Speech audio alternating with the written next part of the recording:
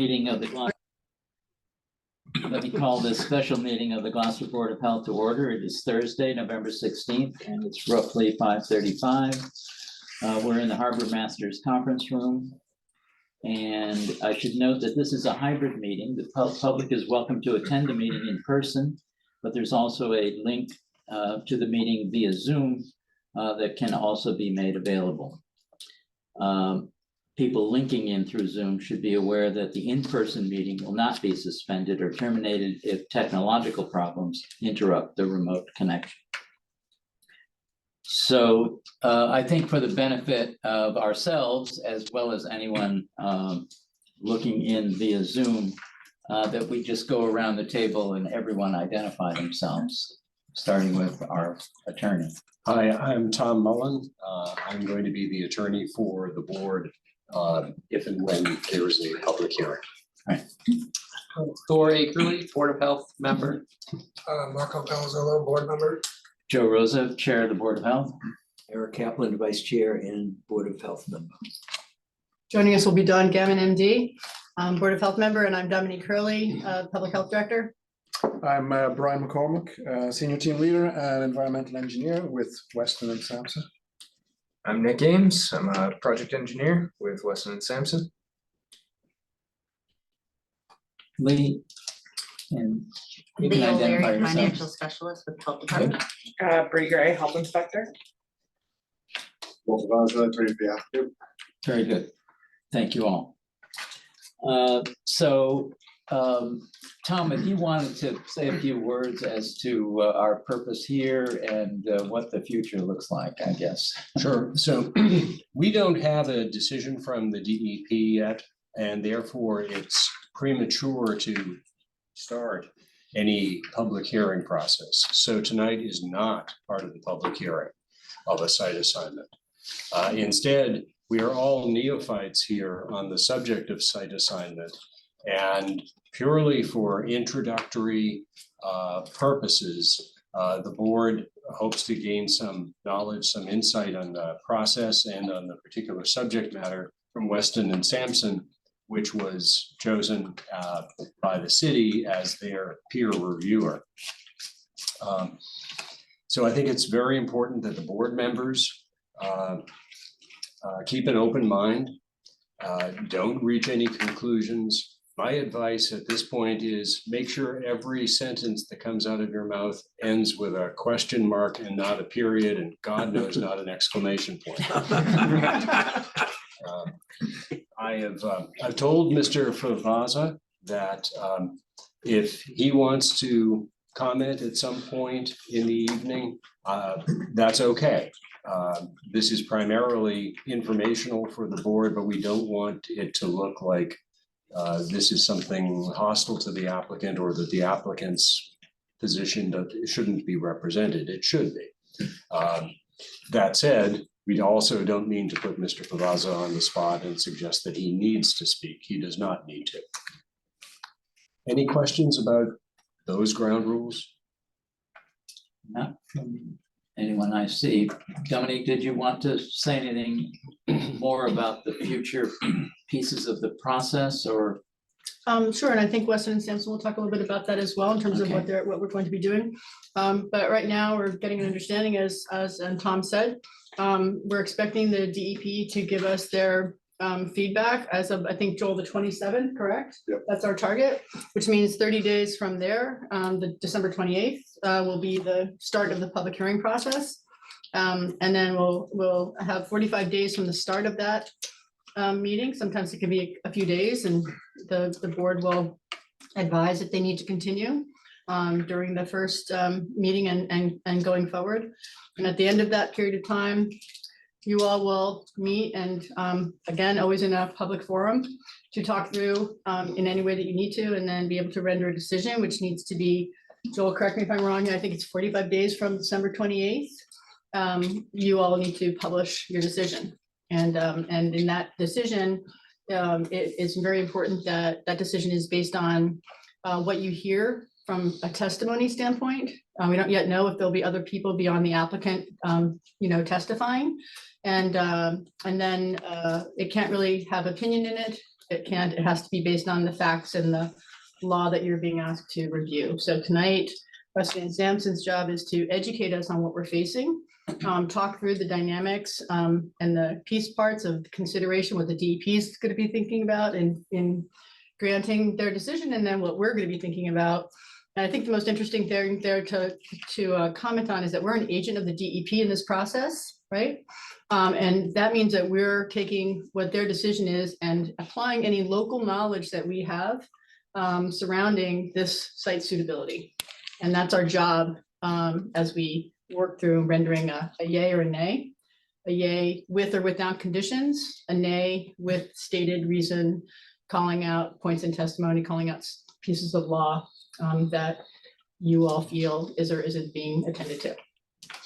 Good, thank you. Hey, Doug. Don, you really did get here. Yeah. Lesson. Grab- grab some spoon. Thank you. You're welcome. What were you driving? The guy who comes in a Ferrari. I drive it like a Ferrari. So we're live in meeting. We just got started.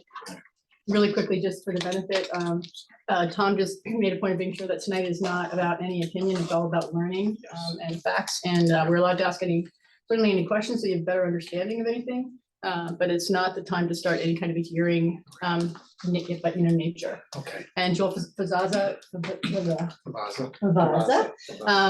from the applicant is here as well, and he may have some words to say. Okay, great.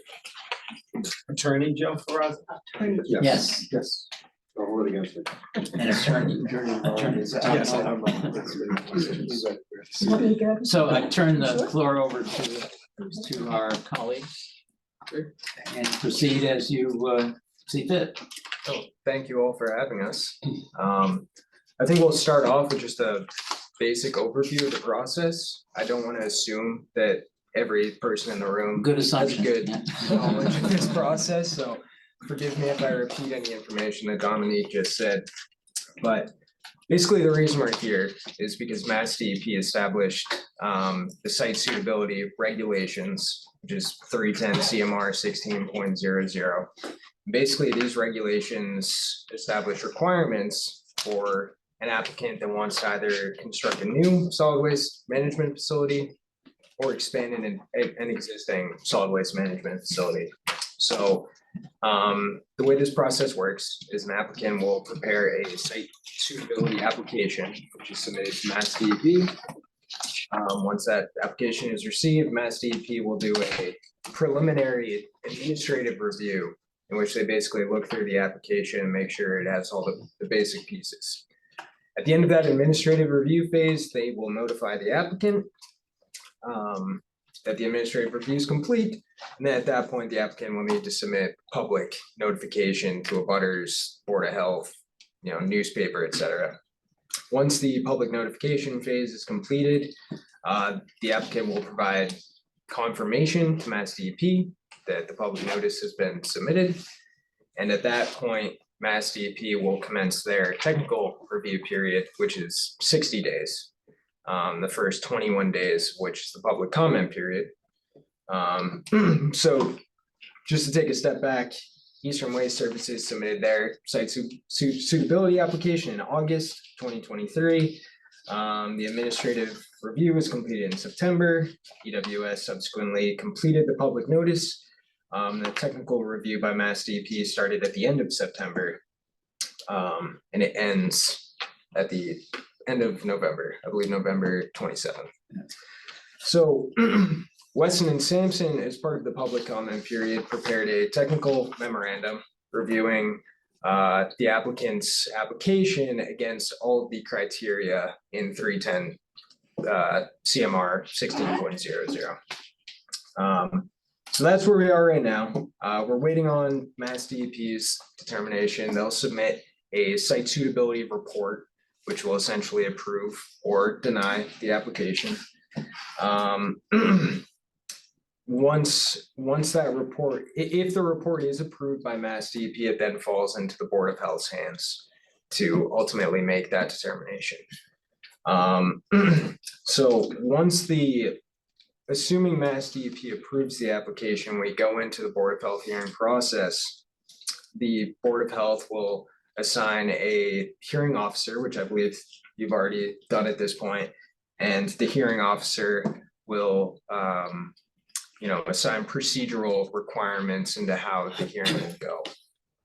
In our experience with doing these in the past, it's involved pre-filed direct testimony from both the applicant and from the municipality, which is exchanged through the applicant's counsel and the municipality's counsel. The pre-filed direct testimony would be, mostly technical questions and comments from either the applicant's consulting engineers, in this case Tetra Tech, or comments from us. And then the hearing process continues. It could be finished in one hearing, it could be several, as many as it takes to address all questions and comments. So that's kind of an overview of the whole process that we're in right now. Unless there are any questions, we're happy to kind of jump into our technical comments. And just to complete the picture, that public hearing process is meant to be completed within 45 days. Is that correct? So in Yes. principle, assuming it does in fact transpire that the state makes its decision on the 27th, it would be from the 28th to whatever 45 days is hence, that would be the timeframe. That's my understanding. Paul. For the Board of Health. Yeah. Yep. The Board of Health. Yeah. Okay, good. I have one quick one. Can the DEP, prior to the 27th, and after the applicant has submitted their response to their initial questioning, has it ever happened, or does it happen commonly that the DEP might have more questions? So that we wouldn't see an answer on the 27th? Or should we expect at this point, the 27th to be the date that the DEP is going to give their suitability report? Yeah, I think DEP often do have, questions that follow on from submissions that are made. We experience it quite often with some applications we make. So they will, in that case, extend the review period as necessary to Okay. collect the information they need and proceed with their decision. Okay.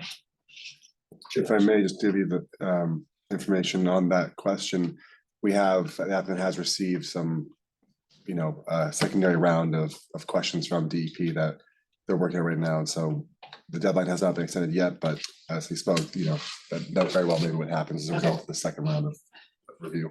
Right, thanks. Great.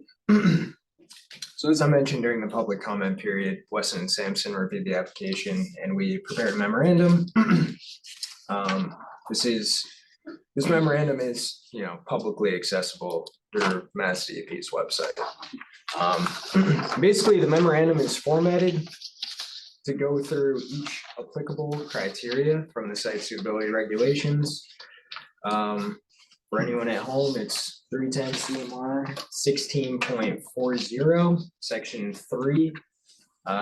It's applicable to transfer station sites. So that's kind of how our memorandum is broken out. So we can just go through each bullet point and talk about them. If there are any questions, feel free to stop me at any time.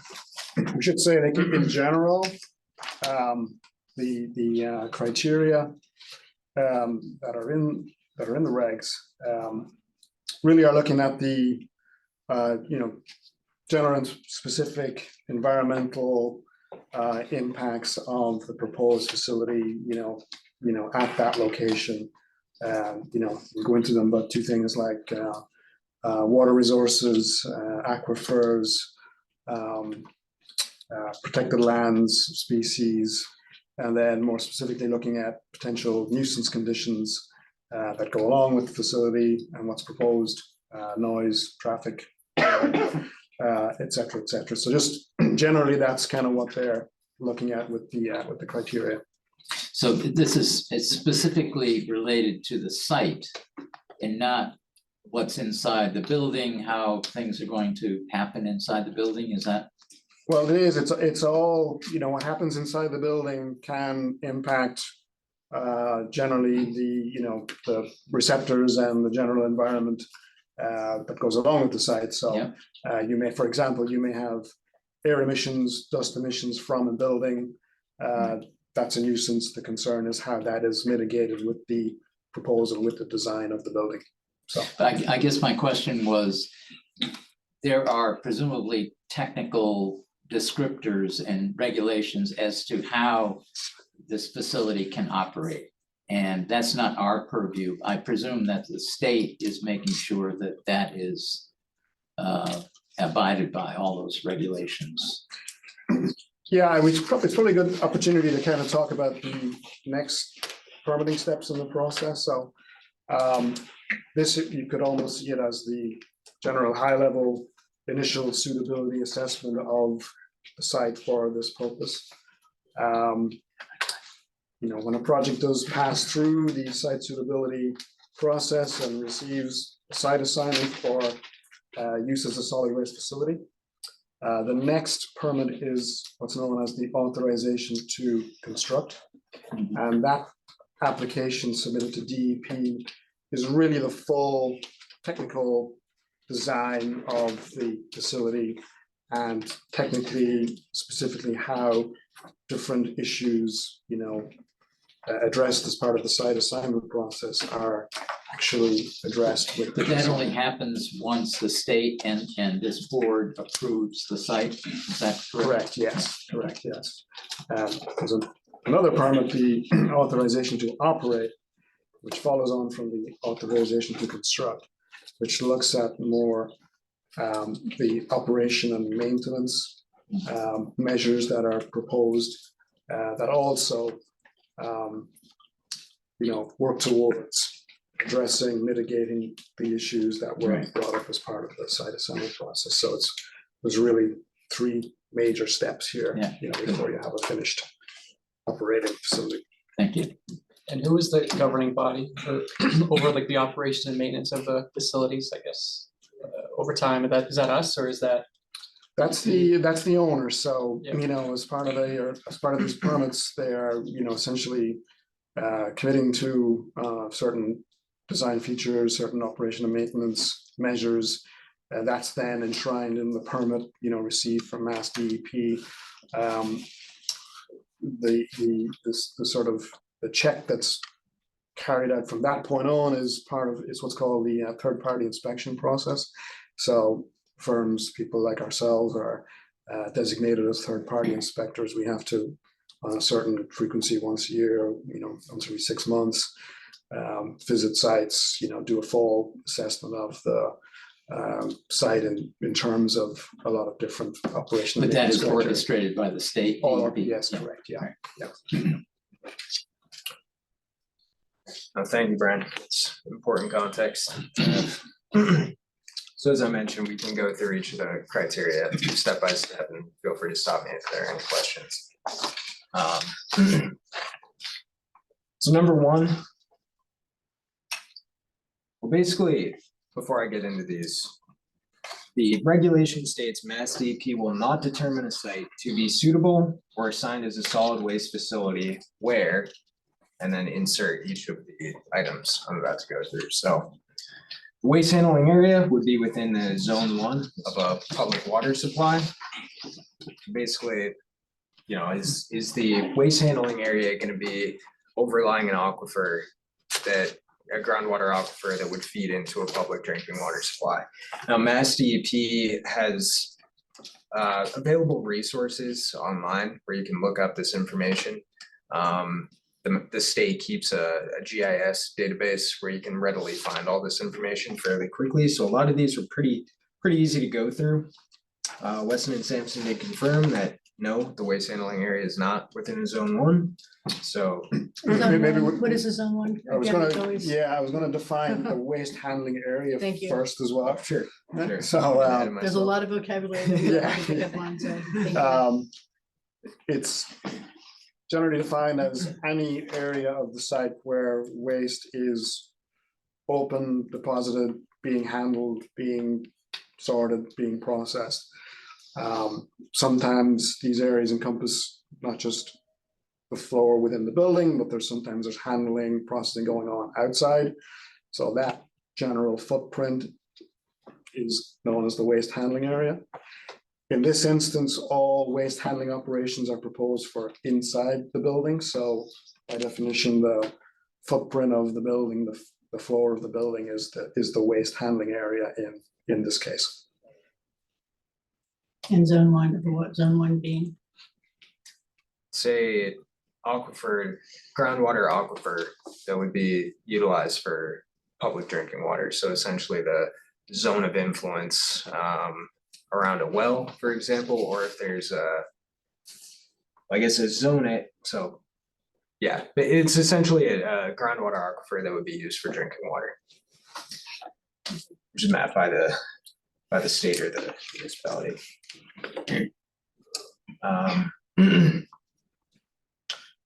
So number two, the waste handling area would be within the interim wellhead protection area, referred to as an IWPA, or is zone 2 of an existing public water supply well within a proposed drinking water source area.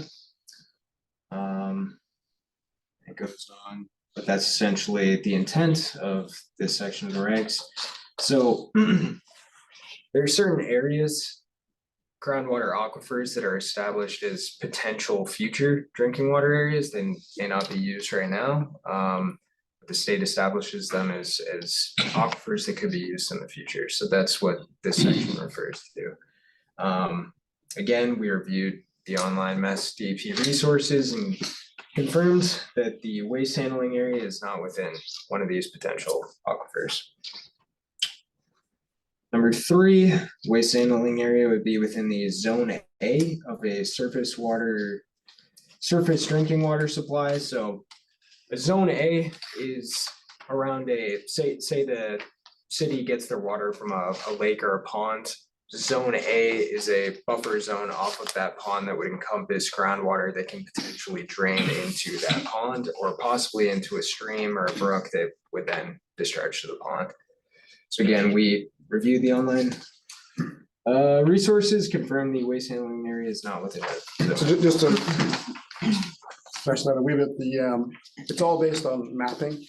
So we are, printing out maps provided, from the Mass, what's called the Mass GIS, Graphical Information System, that contains all of these areas. Zone 1, Zone 2, Zone A, IWPA. It's all, established via the state mapping. So we're reviewing this. We are essentially locating the site and the waste handling area, on the map, and checking the location against, nearby resource areas like these, confirming what the applicant has, stated that it's correct. Yes, we are not within an IWPA, and we are not within a zone 2, et cetera, et cetera. So that's kind of the process, at least for these criteria. Yep. So number 4, the waste handling area would be within 500 feet up gradient, and where not up gradient, within 200 feet of an existing or potential private water supply well. So this would include, if a resident has a well behind their house, they get their water off of privately. Now, the applicant had reviewed the state's database of drinking water wells. It's managed by the Office of Energy and Environmental Affairs, often referred to as EEA. You may have heard of it before. But they do keep a good list of public and private water supply wells. However, they do caveat that it's not a comprehensive list. Typically, when we're looking for records of private water wells, we'll actually contact the municipality's Board of Health or Water Department. Those are typically the best resources to go to. So that was the intent of our comment on this. While the applicant had reviewed the EEA database, we recommended they actually contact the Board of Health to confirm Which that. the applicant did, right? And there are wells, 25, 23. And I think one other, I'm not, you have that It was- response, right? Yeah, 25 and 23, although there was some And suspicion 24 that as well. 24 as well. Well, there, again, paperwork is fuzzy, so. Okay. Mhm. Yeah, in their response, they had noted that it may be referring to the same well, the same address, but that's something that may need to be fleshed out a bit more. However, I do know the well at 25 Condolin Road is actually owned by the applicant. And one way that the applicant can get around this requirement is if they actually purchase the restricted area, including the well, and then guarantee not to use the well as a drinking water source, which would be a condition of Mass DEP's approval for the site. I'm sorry, does that mean that the DEP would likely say that or will say something like that as a condition? I'm confused by what that you just said, which would be a condition from the DEP. Yeah, so in DEP's approval, they would include a condition that the well, if the well is confirmed to be within 500 feet of down gradient or 250 feet in general, that the applicant would need to designate that well as a non-drinking water source. Maybe we'll say typically, we don't know what DEP Yeah. are gonna do or not gonna do, so.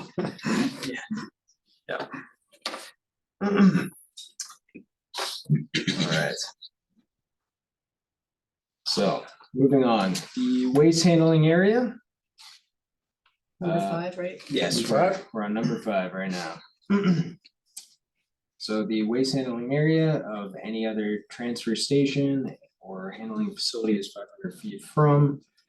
Just before I get into this, the wording of this is a little confusing because it's taken out of context. Because this is from a part of the regulation that references both landfill sites and transfer stations. So I'll paraphrase here, the waste handling area of the transfer station is within 500 feet from an occupied residential dwelling or a prison, healthcare facility, elementary school, middle school, high school, children's preschool, licensed daycare, senior center, youth center, excluding equipment storage or maintenance structures. Now, at this site, reviewing available mapping, the applicant did show that there are no residential dwellings or any of these other facilities within 500 feet of the waste handling area, which again is the floor of the building. The wording in this regulation states that if you were close to that 500-foot buffer, maybe you just had for example, the truck scale was within 500 feet of a residence, but your waste handling area wasn't, you would still be satisfying the criteria. That's kind of the intent of the wording there. But again, we reviewed, mapping the abutting properties and confirmed there are no facilities of that nature within 500 feet. I have a question. Sure. Are there any potential future privately owned land, like residential land, that would be within that 500? Yes, there actually is. There's Would that currently, change it? it's currently not developed, so at this time, they are technically meeting the criteria. That is a good question though, Brian, do you know? So what would happen if somebody developed it and started building houses there?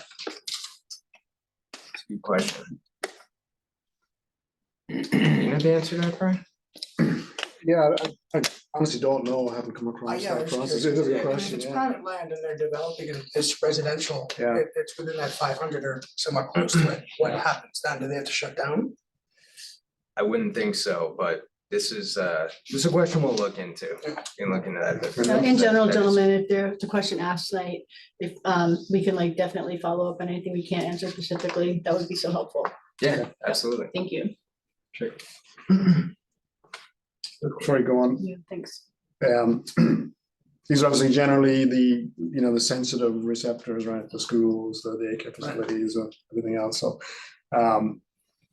DEP's intent with these regulations is to be protective of those receptors, and going back for the previous 4 criteria, protective of important resources like drinking water, like public supply wells. So we don't want to put waste facilities, on or within a certain distance of these resources. So that's kind of the oil of these criteria.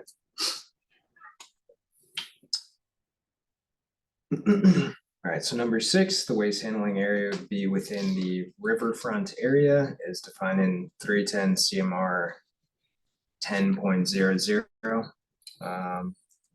310 CMR 10 is the wetland protection regulations, so in those regulations, it defines the riverfront area.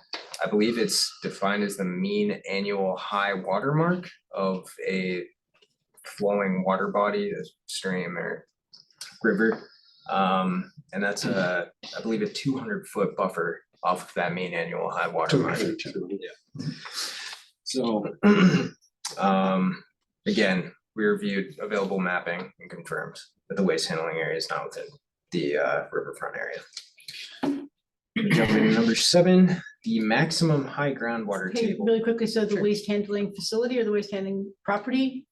The waste handling area, so in this mean the case, building. the floor of the building Okay, where the thank you. waste will actually be managed. Number 7, the maximum high groundwater table would be within 2 feet of the ground surface in areas where waste handling is to occur, unless it is demonstrated that a 2-foot separation can be designed to the satisfaction of the department.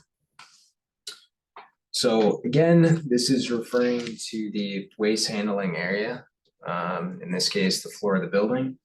The applicant excavated test pits to evaluate the depth of water. Test pits were excavated. It's kind of hard to see on this plan. Can you actually help us orient to the picture there? If you don't mind, just really quickly. Yeah. It'd be easiest to go back to this site plan. in front of Tiny me. little one. Yeah, maybe we'll just stay on this one. All right, so Start from the road and, because not Sure. everyone here has been to the site, so people pointed out where the road is and yep. So for those of you who've been on Gondolin Road, you typically drive down this direction here. At the end of the drawing, over by the TV screen, is where the dead end is. Neptune's Harvest is right around here.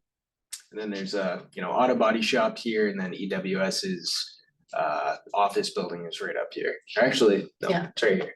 Sorry. So under existing conditions, they have their recycling center set up. Some containers down here. They have some containers stored up here in kind of a higher portion of the site. The existing line work is kind of grayed back, but you can kind of see right here, this kind of bolded line going across is an existing retaining wall that they have. So the bold line work here shows the proposed building. This is proposed to be a completely enclosed building with big bay doors that they can bring trucks and equipment into. It has a concrete floor that waste will be tipped onto and then handled with a front end loader. A big piece of equipment, it looks like a backhoe. And then the waste will be picked up and dropped into a trailer pit here. So the elevation of the tipping floor is around 73, 74 feet. And then down here, you're closer to 64 feet. So it's about a 10-foot drop down into this trailer pit here. And the pit is a scale, so big tractor trailer trucks can drive into the site, park in here, they drop the waste into the trailer gets weighed, and then exits the facility. So that's a broad overview of what's being proposed. Sorry, the trailer gets weighed or the truck gets weighed on the way out the door? Truck gets weighed on the way in and then the truck gets weighed on the way out, but the trailer doesn't get. Tipping trucks will. So trucks that are actually bringing waste to the site, small contractors, homeowners who want to drop off waste materials, drive into the site, they'll get weighed on a scale here. There's a little booth here, so the scale attendant can, write down or, it might be digitally, the data might be recorded digitally. Hey, you want a pointer so your arm doesn't? You know what I mean? Just Thank like, you. yeah. Appreciate that. So then they drive up the site. This is a slope that goes up. So again, they're going up an elevation of about 10 feet. And then they'll actually pull up here and then back in. through these big bay doors. There's 3 of them. They'll tip their load onto the floor, and then they'll exit the facility. They'll come back down, right onto the scale again to get the tare weight so they can document the exact weight of materials that were dropped off. Then they exit the facility. The trucks that are entering this trailer pit here are separate. These are for a large tractor trailer that's actually gonna collect the C&D material that's dropped on the floor and ultimately take it to its next destination, which would be a C&D processing facility, which is designed to actually screen out a certain percentage of material for recycling. SDEP establishes recycling goals. It's kind of a tangent, but the point of me bringing this up is that the material is not, this facility is purely for transfer of material. They're not gonna actually be sorting through and diverting material on site. It's gonna get dropped off, and then they're gonna load it into the trailers. It'll go to its next destination, which will ultimately be a processing facility.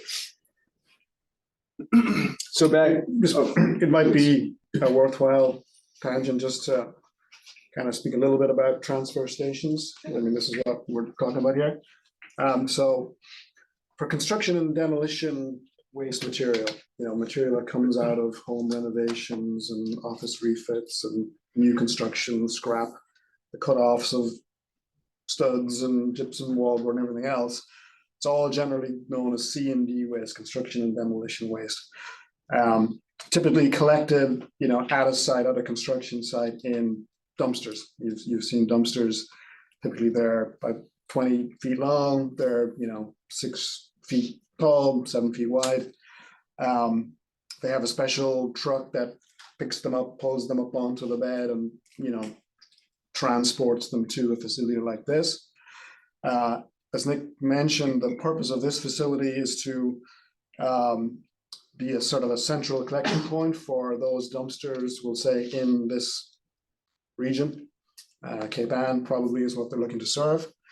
And then transfer that material to a larger container, a transfer trailer that's not 20 feet long, it's 50, 60 feet long, and it's 8+ feet tall. So it takes a lot of volume and weight of material.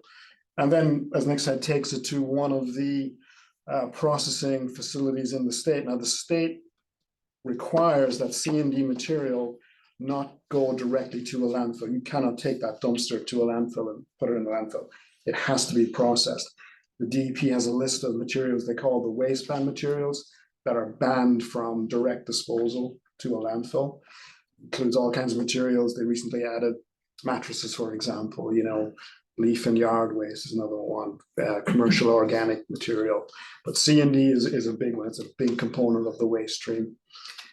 So that's why there's an infrastructure of processing facilities where the material will go from a facility like this to a central processing facility. For example, there's one in Fort Devens, a large one. There's one in Raynham, Massachusetts that I worked on, quite a large one. There's a series of process steps, usually involves mechanical sorting equipment to remove lumber, to remove ferrous, non-ferrous materials, other recyclable components of the waste stream, so that it can be diverted for reuse, recycling, etc. There's usually a residual, what's called a residual component of material that just can't be captured or can't be recycled. That can then go to landfill. So that's sort of a waste stream that needs to be disposed of. So that's kind of where this facility sits in that broader state regional infrastructure of construction and demolition waste management. But there's no processing proposed here. There's no sorting, there's no separation, just simply put on the floor, out of the dumpster, picked up with the front end loader and dropped into this transfer trailer. They'll usually push it down a little bit, try and get as much, capacity out of it as they can while staying within the weight limits for highway transport. But that's why you have two streams of truck traffic. You've the bulk of the traffic is the smaller dumpsters coming in on the container trucks, tipping off on the floor. there's a smaller, lower volume stream of larger trucks that are taking it out of the facility. So it's kind of what's, So, What's going so on? just to make sure that everyone's aware, so I asked you and also Joel, you know, got them with this too, but there's a single, while there are two scales, there's only one scale for the roll-offs that are coming in and going out when empty. Correct. And so it's the same traffic. They have to go through the same point. correct. Okay. And then the second scale is in the tunnels that the big 18-wheeler comes in, parks, they zero it out, and then every time the front end loader puts stuff in there, it tips up, and then Mass DOT has max regulations. Manufacturers of the trucks have max regulations and they can't exceed those. And once it hits that upper limit, then the truck dispatches out, a new one comes in. So the big trucks do not cross the traffic pattern of the. So are there any questions on the overall operation of the facility? I now realize we probably should have led with that. So I apologize, jumping the gun here. Well, feel free to stop me if there are any questions on the overall operation. Just so that everybody knows if they're looking at the documents separately, can you talk a little bit about the elevations that the site has on it? And sort of, you know, what's the grade coming up the hill? It's a grade going down the hill, you know, what are we looking at? Because it's certainly not flat, right? Correct. Yeah. And that hatched area at the bottom of the drawings is a cliff, right? It's a granite. rock. Yeah, they Yeah, the they are geography is- contours. They are probably 1 foot contours, I think, or 2 foot contours. These are 1 foot Yeah, contours. so contours define the elevation change, so it looks like it's hatched because they're so close together. It's essentially a cliff face, correct? Yeah, yep. Right here is almost a straight up granite outcropping, which is approximately like 30 to anywhere from 30 to 50 feet high. So as you're coming down Connellan Road, you're going down a slight hill. You enter the site, you're at around elevation 64 down here. Right here is a hill that goes up to this higher area. There's an existing retaining wall here that's gonna stay. It's anywhere from, 8 to 11 feet tall, depending on where you are. I think it's 8 feet tall. So the building is actually, when you go onto the site, you look across the site, there'll be a wall that's about 8 feet tall, and then the building will be up in that elevated area. And of course, this big granite face here, and then up in this area is dense forested area with some residential homes further back here on, I believe, Magnolia Ave. So there is, with that grade change Nick is talking about with the retaining wall there, that is a grade, you do need a grade change for these buildings to work like we described, right? You need a lower Sure. trailer bay so that you can drop material from the floor down in. So, the site does have a slight built-in advantage, if you want to put it that way, with having that grade change kind of already established with the retaining wall. So so this just an obvious question just occurred to me that I didn't think about before, and that is the big semi trailers that are being used to haul the C and D off site. Is that within the building, just down lower? Or is it outside the building? It's a covered trailer pit. Yeah, it looks like a shed that's connected to the larger main building, typically what it looks like. It's a sort of an annex that has a shed type slope roof But not typically. fully enclosed. Is it a carport or is it a? Oh, no, it's fully enclosed. It's It has enclosed, okay. doors, well, in this case, one door that opens to allow the trailer and truck to back in. Typically, the door is then closed because it takes some time to load up the trailer, so you don't want to obviously have an emissions, avenue for any dust coming out. So once it's loaded up, door opens, out it drives, next trailer, backs in for the next load. Is the roof line from the C and D center itself, extend over the trailer, over the truck that's gonna receive it? So when they push it out, is there open air or is it like one big roof that? It's, kind of it's covers- one roof, yeah. Sometimes it's one big roof, sometimes it's, like I said, it's sort of a connected annex type roof, a shed roof off of the main building, but no, it's typically enclosed, Okay. yeah. Yeah, it's just, it'll, And they have do to have the same type of metal panel skin type construction that the main building will have, that you'd see on, any industrial type building. Typically how it's constructed. It's steel frame building, so it's, a series of steel posts with trusses that allow an open span. The floor is completely open. Typically, there's no, posts in the middle getting in the way of, All the moving- operations, all the movement that goes on, yeah. So, They do have schematic drawings of the building in the site suitability there we application. go, yeah. Which again, for those of you at home, is a public document that can be downloaded on DEP's website. Does the document have a name, just to be helpful for anybody that's listening to this? Is there like a name, a number on the document type or? There is, there's a application number. It's called site suitability application. No, I meant the actual document that you're looking at right now, Oh, not the the. drawing? Yeah, is there an Yeah. ID on it?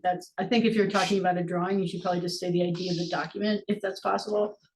The drawing is from the site suitability application and it's sheet number 5 in That's perfect. I believe appendix A or whatever has the, I can't Thank you. remember what appendix it is, but. Just because the audience can't see, and so if anybody's listening to it or watching it later on, it would be really helpful.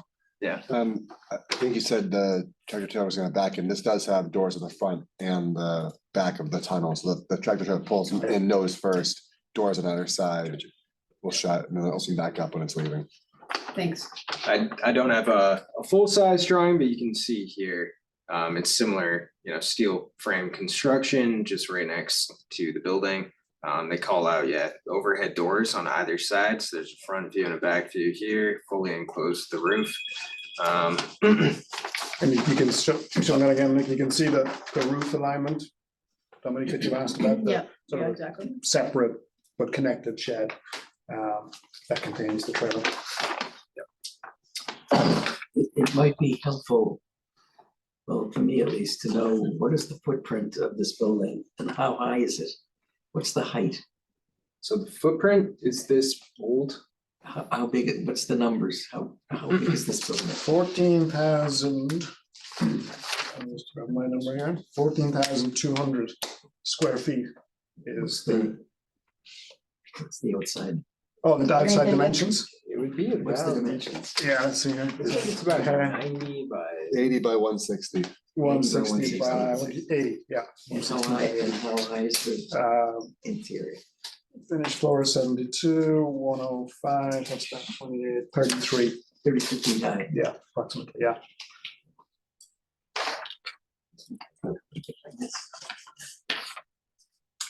You do need that kind of height when you're Right, obviously yes, right, tipping yes. a large 22-foot long dumpster on the floor. Which I think was one of the comments that the DEP actually talked about, right? The height in the end. yes. Yeah. Yeah, pertaining to, I believe the comment is actually related to the height here of the pit. You need sufficient height for a loader who's operating on the floor to be able to raise its bucket up enough and actually dump into the trailer. I think that was the intent of DEP's comment. So again, you walk onto the site, you look across, 8-foot tall retaining wall, building is sitting up there. So this relates to the last criteria that we were just discussing. Which is number 7 in our technical memorandum, which relates to the maximum high groundwater table being within 2 feet of ground surface in the area where waste handling is to occur. So basically, Mass DEP wants adequate separation between the ground surface elevation and groundwater as a protection to groundwater quality. In this case, the applicant excavated 3 test pits in the proposed floor area. As you can see here, test pits were anywhere from 3 to 5 feet below grade. They didn't observe groundwater, which is Honestly, unsurprising when you look at how the site is constructed. I mean, if you have, you know, your main site is at about 64. You have some wetlands on this side, which, you know, if you look at a site generally, wetlands provide a good indication of where you might find groundwater if you dig down. Now, if you have an 8-foot tall retaining wall, the site's raised that much, odds are you're not gonna find groundwater within that retained soil. So based on that information, it was our opinion that the applicant had satisfied that criteria, number 7. Nick, did the site, did the test pits note that there was filled or was there naturally occurring material in the test pits? It looked to be fill material, yeah. Had some, if I remember correctly, I think it had some brick and, you know, glass and maybe some of that. Yeah, but this was, that retaining wall was put in when the site was first developed in the early 90s. 1.2.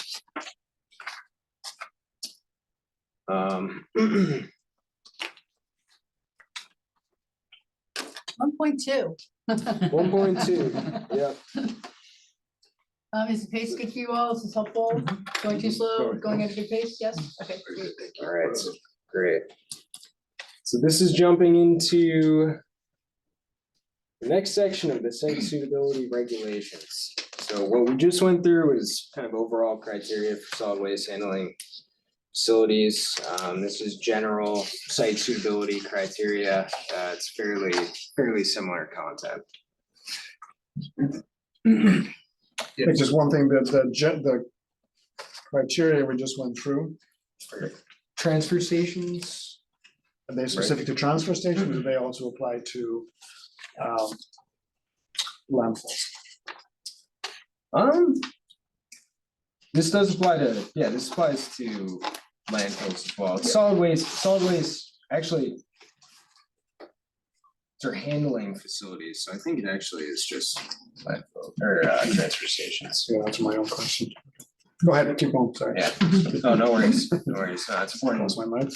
important detail. I'm tired now. So yeah, this section applies to all types of solid waste management activities. So the following criteria will apply to all types of solid waste management activities in accordance with these regulations. So number 1 is pertaining to agricultural lands. No site shall be determined to be suitable or assigned as a solid waste management facility where the land is classified as prime, unique, or of state local importance by the United States Department of Agriculture, or Natural Resource, USDA Natural Resources Conservation Commission. Essentially, the USDA will assign certain land as you know, prime farmland, which could be used, either is currently used or could be used for agricultural purposes. The land is deemed land actively devoted to agriculture or horticultural uses, except where the facility is an agricultural composting facility. Similar requirement. Basically, the intent behind this regulation is to protect land that could be used for, you know, farming or, you know, planting of you know, rare plant species, things of that nature. It's essentially protecting agricultural use. No site shall be determined to be suitable where a 100-foot buffer would not be present between the facilities and those lands classified at 310 CMR 40.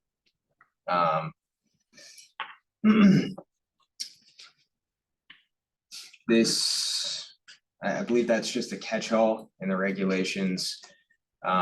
Essentially, kind of giving you a word salad here, but essentially this regulation is just to protect agricultural lands determined by the USDA or by the state. And again, you can get mapping on the USDA website or through MassGIS and evaluate these things online. which is what we did, what the applicant did as well. And we actually, just for an example to you all, I don't think I have a printout, but it looks very similar to this.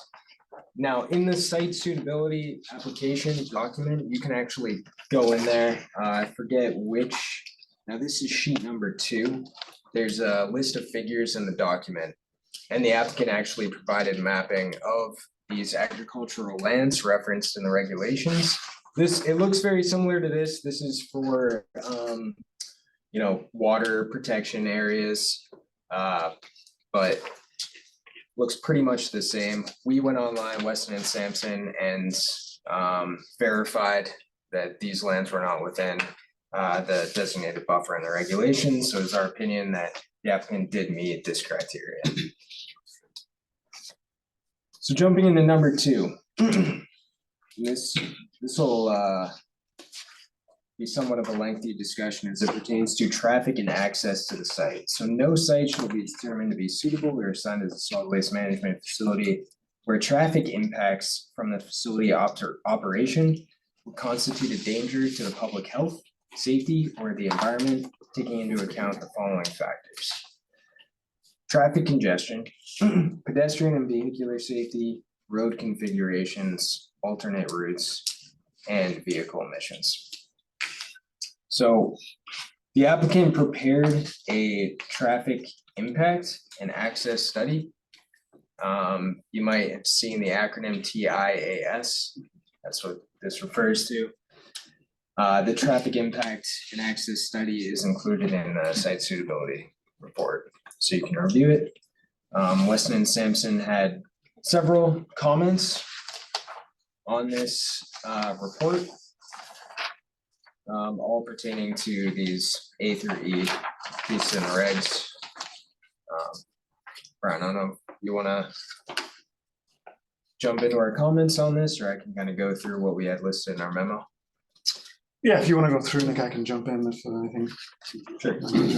Point out.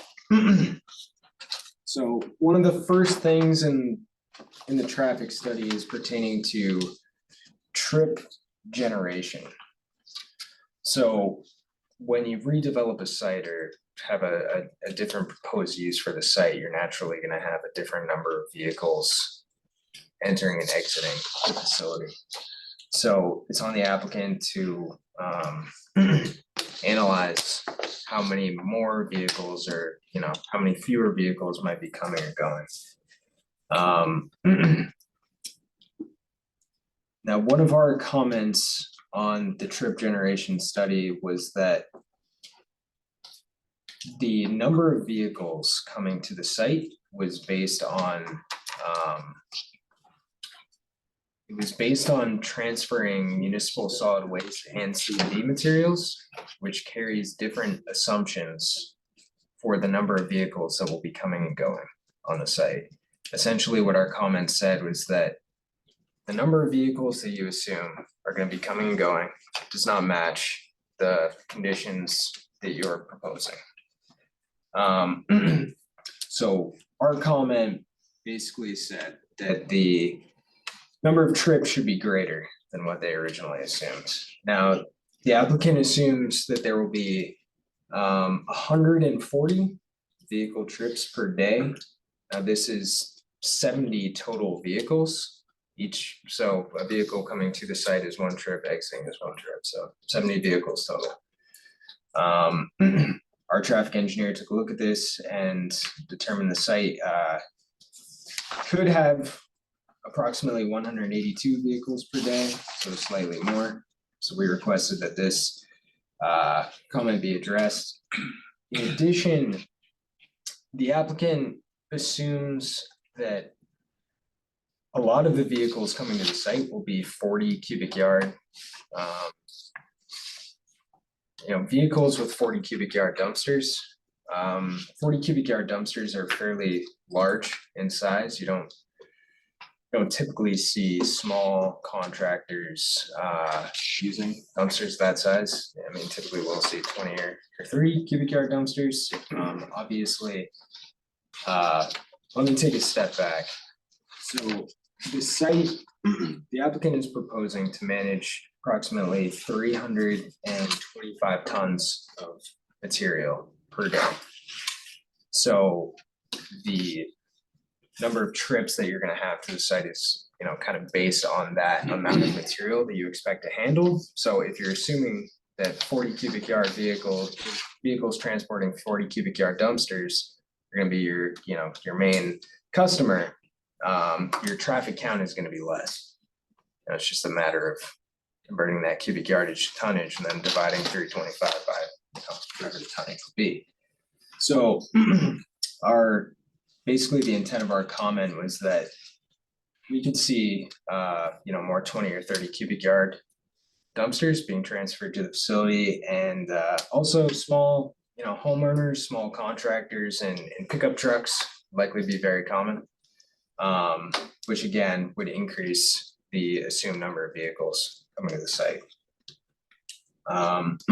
So essentially, we said that the proponent should provide a basis for the assumed vehicle number used in the analysis. So I think that's the point of the comment. There were some assumptions made of, you know, what type of dumpster will typically or more generally come into the facility. How many tons per dumpster, you know, each one will have, and then that sort of feeds the calculation of how many vehicles you will have. So, you know, we were kind of looking at those numbers and those assumptions and felt they were a little, maybe not typical, you know, as you, like you say, you typically on a construction site, you know, home renovation, for example, you'd see a 20-yard dumpster or a 30-yard dumpster. You know, 40-yarder is a big beast. It's 8 feet tall, and it's not as common, we'll say, to see that. So we just kind of wanted to see more. Maybe there is a basis for it. Maybe that's what they see, you know, in their business model in this region. But we wanted to kind of, you know, get some more information on that. Those are And still considered, they're handled on non, I don't know what the right word is, they're still considered roll-offs. So Correct. Yeah. They're They're not articulated trucks, they're not semis that are moving those. no, correct. No, roll-offs are typically 22 feet long, 7-ish feet wide, and then the height is what differentiates the different volumes. So 20-yard container is 4 feet high, a 30-yarder is 6 feet high, 40-yarder is 8 feet high. You know, that's a big tall one. So, and then back again to the first point Nick made, I don't know the full history here, but the initial application for this facility was to also receive municipal solid waste. So that has its own, each municipal solid waste packer truck has its own typical weight that comes in. So you again base your truck numbers on that particular weight. This is in fact all C&D. You know, a municipal solid waste packer truck would maybe have 12, 13, 14 tons per truck. One of these dumpsters has typically 4 or 5 tons per truck. So, you know, for the same volume, there's more vehicles to bring C&D than MSW. So you kind of need to rerun the calculations if it's just C&D you're now proposing. We had kind of flagged that as well in our comments. Did the applicant respond in their comment and change the numbers on that? Yes and no. We're still kind of looking at those numbers, but some of the, let's say one of the assumptions around the tonnage per dumpster on the original application appears to be about 4 tons per vehicle. And they have a whole worksheet in the traffic study that kind of arrives at that number. And that number is generally, you know, what we would use is pretty acceptable as sort of a good number to use. For some reason, it's shifted up to 5. So, you know, if we were to comment on this latest application, we'd sort of want to know a little bit more about that. The applicant mentions information obtained from a similar facility they own in Connecticut, which is fine, but there's no, we'll say backup or no, you know, information to kind of support that particular change in assumption. So we'd like to see, that being addressed as well. So I ask, yeah. you said that the applicant said that there'd be estimated there'd be 140 trips per day, which works out to 70 vehicles per day. And then you said your estimate was more like 182, but is 182 the number of trips per day or the number of vehicles? The number of trips. Trips. Yeah. So times two. So 91 trucks. Yeah, so from 17 to, we think it's more, probably like 90, which, isn't, in the greater scheme of things, isn't a big jump, but when you have it, when we get into this, the site is tight, right? The access, the flow in and out is, certainly one concern we had flagged in our comments, so, even that increase in trucks, per day or per hour may have an impact on how this site works in terms of its flow, how vehicles queue, how they get onto the scale and off the scale, and what the potential is for queuing to, occur on Cumberland Road, right, which is something we obviously we don't want to see. So it all kind of, these truck trip numbers feed into the broader analysis of how the flow on the site works. Okay. And does that count the pickups, weekenders and all? Yeah, with a good point, Dominic, we had also kind of as well. So the initial submission had assumed 6 pickup trucks per day. So these are your, small contractor with these, half-ton or 1-ton pickup trucks. He's got a job where he doesn't need a full dumpster on the site, but, is generating C&D as the day goes on and needs to bring it to a facility so he can empty his truck and get his material for the next day, we'll say. So there's a stream of traffic that's generated from that side of things. So is 6 vehicles coming from the city and the region per day, is that seemed a bit low to us. We looked at the Georgetown, the Mellon facility, for example, which I think it's 500 tons per day, and they had assumed more like 20 vehicles of that size at that facility. So It was more like 100, so it was 5X. Is that what you said? no, so they have a 500 ton facility. This is a 325. Yeah. They had 20 small vehicles for a 500 ton facility. If you extrapolate down, we're at about 12 or 13. So 6 seemed a bit low, just based on that sort of quick analysis. So, and it kind of brings in the broader question of, what the applicant intends to service in terms of the market for C&D. Is it just going to be, their dumpsters that are deposited on construction sites and brought back, or do they see a market for the smaller contractor with his vehicle? There was some language in the initial application about the facility having an advantage for small contractors, that this could be a venue for receipt of their vehicles. But if your assumption on the number of vehicles is low, there's a little bit of a, disconnect between, one statement and the other. So we have kind of flagged that as a question. I have a quick question. Yep. With the traffic study, are we assuming that this is the flow in and out at both site on Conlin, or the public roads leading up to it as well? That's great. I had the same question. Yeah, so the next section we'll get into is actually pertaining to trip distribution, where the traffic study will actually look at adjacent neighboring roads, basically from 128 into the site. So, yeah, the purpose behind this regulation is for, like I said, A here is traffic congestion. That pertains both to the site, you can see some queuing diagrams here, as well as residential roads nearby. Hey, Nick, the Connecticut site, did you guys look at the Connecticut site? Where is it geographically? Is it in the same kind of metropolitan circle that we are in? We don't know, Dominic. We don't have the address for that site.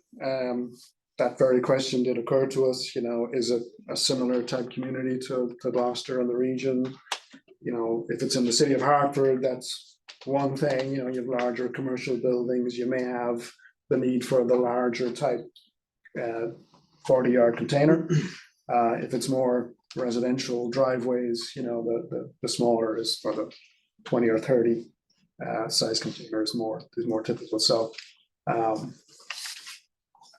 yeah, we were curious about that as well. Again, if these numbers are now being based on their experience with their other facility, we'd kind of like to see some support for that assumption.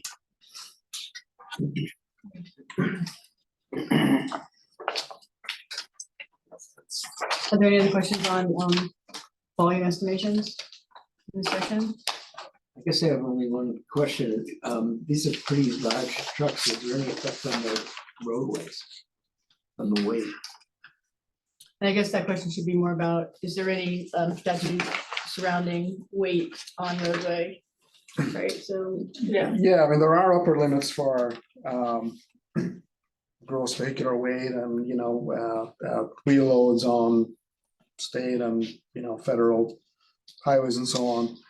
That's what we have the weigh stations on the highway, right? If the state police think a vehicle is overloaded, they can have it weighed. So in this case, the, C&D material, if you can think of it as lumber and sheetrock and all the bits and pieces that come off a construction site, it comes in loose, right? It's just thrown into the dumpster by the laborers. It's not compacted. It's, there's a lot of airspace, we'll say, right? So for a large volume, comparatively the weight is not that significant. So for a 30 cubic yard container, you're only really bringing in maybe 4.5 tons, 4 to 5 tons of material. So any delivery vehicle might have sort of a delivering, materials to a project or gravel to a road construction site will have, much higher weight. So C&D delivered that way isn't typically a concern.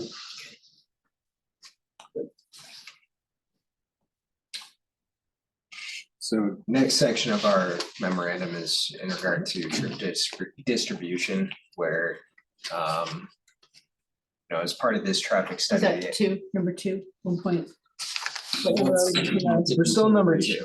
Number 2, yeah, Still number It's 2. in the middle of page 6. Okay. 5 or 6? bottom of page 6. Oh, I'm looking at something. So as part of the traffic study, the applicant will take a look at, the main arterial routes that service this area and how trucks are actually gonna get off of, in this case, Route 128 and get to the site. Our traffic engineers reviewed this, then a minor comment regarding, the percentage of vehicles using the analysis, coming off and on the Route 21 and Route 28 on ramps, but it's relatively minor comment. I don't think we flagged anything from a traffic congestion standpoint. Are we accounting for the time of year? Like, when was that done, traffic study? Is it in the fall when like summer traffic is not so bad? Like beach traffic type stuff? Let's see. That's what I think it was conducted in the fall, once school started back up, maybe it was fall 22. when we did it. I imagine that traffic wouldn't be so bad at that time. I'm just curious. Yeah, traffic. Dated January 26, 2023. The reading was in the It fall. was in the fall. I'm just gonna see if it's if there's a date on here.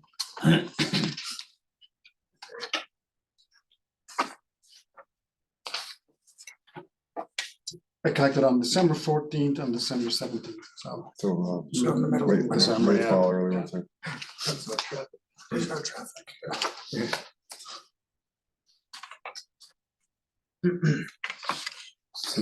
That was done in concert with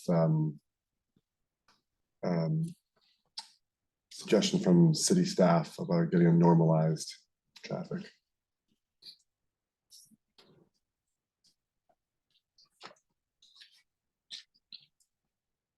So what impact it might have with Yeah, it's a good- summertime traffic, I guess. We can certainly, we have traffic engineers who did that part of the analysis. We're not traffic engineers, so we can certainly ask that question. Thank you. So one question I had with regarding traffic, given the increased number of trucks likely to be whatever that increase is, will be an increase. And the likely mode to get from 128 down Conklin Road is to go underneath the railroad underpass. That's a very tight turn. Now, was thinking that. trucks People can make that for sure. But with multiple trucks, the increased number of trucks, the likelihood of two coming at each other is increased. But that's not been mentioned anywhere. It's a very, very tight turn. Yeah, It's a very low Did the study bridge, look too. at those kinds of moments, like that particular dynamic? I do imagine, yes. It's a car. yeah, I don't think so, Dominic, that wasn't flagged by our traffic engineers, so. Yeah, that's an example of what. Sure, yeah. If I can provide a little color on that. So if I provide a little color on that, just for historical background, the Hills facility was originally at Blackburn. And when the EDIC was building out Conlin, they asked Hills to move over to Conlin to be one of the anchor tenants. And Hills at the time had Packer trucks, trash trucks, think of a guy on the back, right? Trash truck, had 30 plus of those a day because they were doing all the municipal routes for the area. And they said, we can't get our trash trucks under the railroad bridge. The city dug out. So the condition of that turn was deliberately made that way in the 90s to make sure trash trucks could get underneath that railroad thing to get to Conlin Road. Because Conlin Road was going to be the only way you can get to Conlin. The truck is coming that way. Magnolia Avenue does not allow trucks coming from Western Avenue down through that part. So when you enter Conlin Road, you're taking the right. When you're leaving Conlin Road, you have to take a left. And that turn that you're all talking about was actually purposely redone to ensure that at the time Packer trucks could get Underneath it, underneath it. but the curve was already there, right? The curve. Yeah, the didn't curve, change but the reason they thought that the depression almost was to make sure that the tall trucks could get, because Packers don't articulate like an 18-wheeler can, so, and so that's just the color behind that was in the condition it is today, because that's what the city decided was the way to get trucks to the industrial park. Are the height of these trucks that are gonna be coming through taller than the regular Hills trash trucks? No, the funny thing about Packers is that an 18-wheeler that has a trailer attached to it, mostly articulates side to side, but there is some ability to articulate like this. And so they actually get under. Packers are solid body things and are very tall, so they can't bend at all. So that's why they actually usually need more clearance to do those dips than than an 18-wheeler. And this, there's a truck 18-wheeler terminal one property down for Neptune's Harvest. So those 18-wheelers running out, without issue. So Mark, are your questions about the curve of the road, right? Because it's so tight, or would Joe's question? That it's 'cause Yeah, it's a I mean, narrow turn. general Two movement trucks of- could not get through that. And usually that's not a problem because two trucks don't meet each other. But with increased traffic, that there'd be an increased likelihood of that. And so so there is access to, so suppose there was an accident there.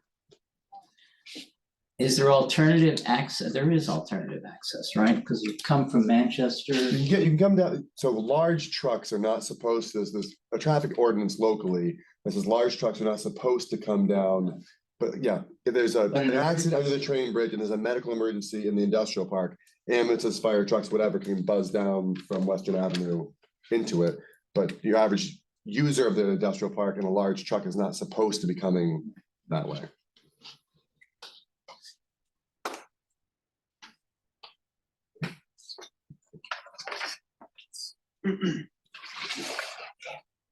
Brian, do you want to give a description of level of service So can you guys provide some feedback to us as to whether or not the consideration that we're raising is a concern of Yes, Joseph, we Any can, yeah, magnitude. yeah, we'll bring it back to our traffic engineers and. Your traffic engineer's gone to the site. I know you did, Nick, but have your traffic engineers gone to the site? Like driven to the No. site? And I don't that's believe so. probably a good idea to do. Sure. But we have GIS mapping that will show the Oh, right. alignment of the road. There's typically, state information on height, clear height of underpasses and bridges, so we can kind of, without going to the site, we can pull the basic Yeah. parameters, the basic geometry and do a quick analysis there. Does 182 vehicles represent just the customers coming in and the customers leaving? Or is that It's the also? 91 truck. Yes, Yeah. it's the trip, it's the Round it's- trip. It's a round trip. Right, It's but what the about, round trips. what about the traffic that's generated by taking the waste from that site back to down to wherever, Randolph or wherever? What about that traffic? Yeah, that That's that is another traffic stream, yeah, so Why that's. isn't it included in this?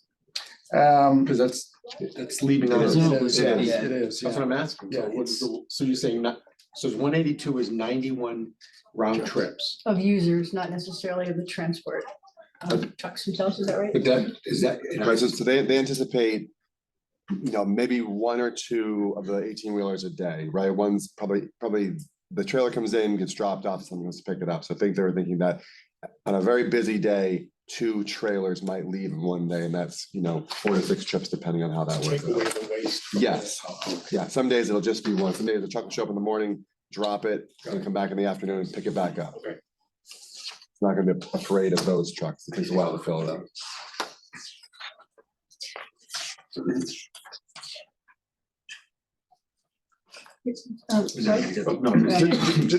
There are actual numbers for that, so I'm just looking at it here. There's at least 10 is a gap, I think. We have, you guys have 10 transfer trailer trips, 10 entering, 10 exiting, so that makes sense, right? The total volume, total tonnage capacity for the facility is 325. The outbound load tons per transfer trailer load is about 32, so they get 10. Yeah. So 10 in, 10 out every day, so 20.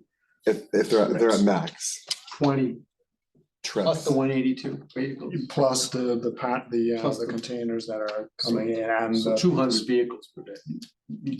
right, okay, there you go. That's, Right, the numbers we used was 70 plus 10 for 150, you had 90 plus. We're higher, yeah. Really quickly, 7 o'clock, does anybody need a bio break, anything like that, or should we keep going? Good, okay. I really appreciate the time you guys are giving all parties involved here, thank you. I'll jump in, Nick, if you want me to talk about something I probably don't know too much about, which is level of service at intersections.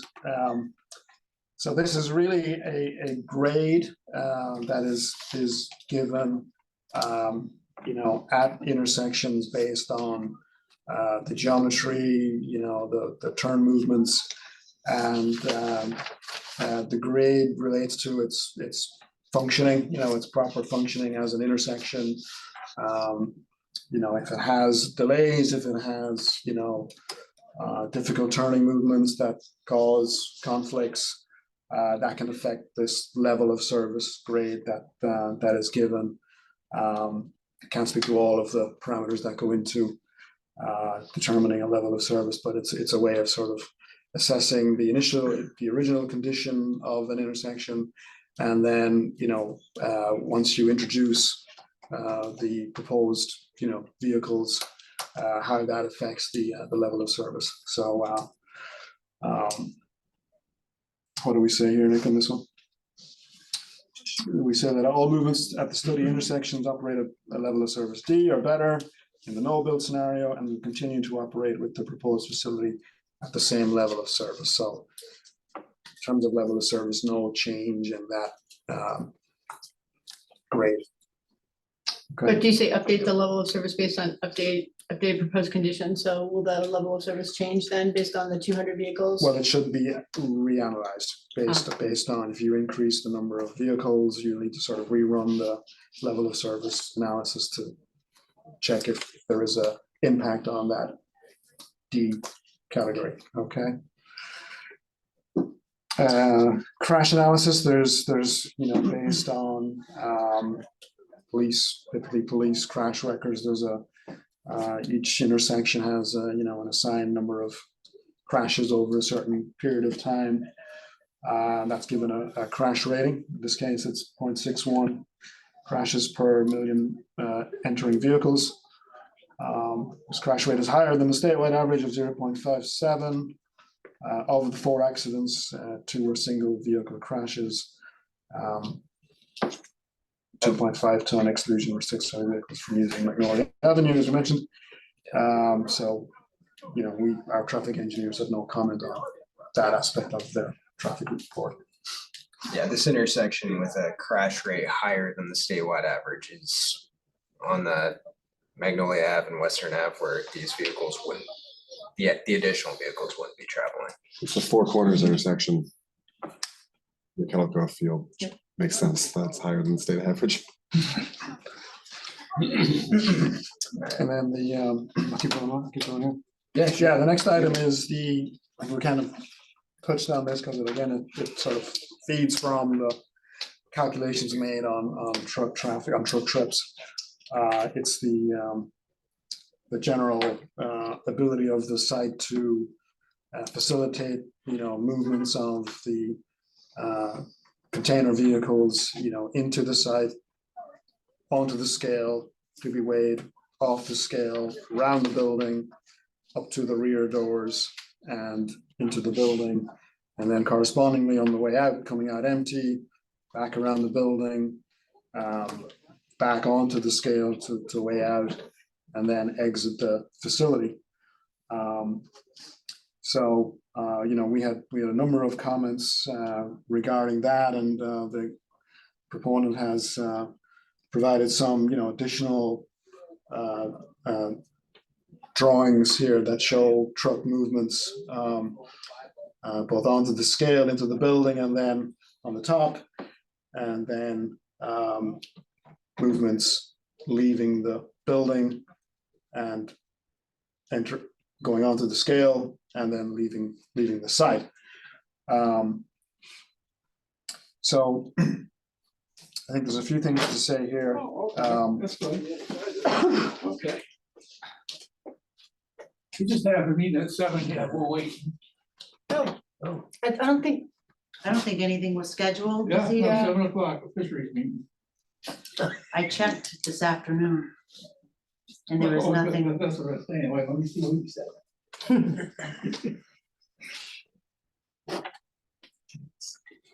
What is that?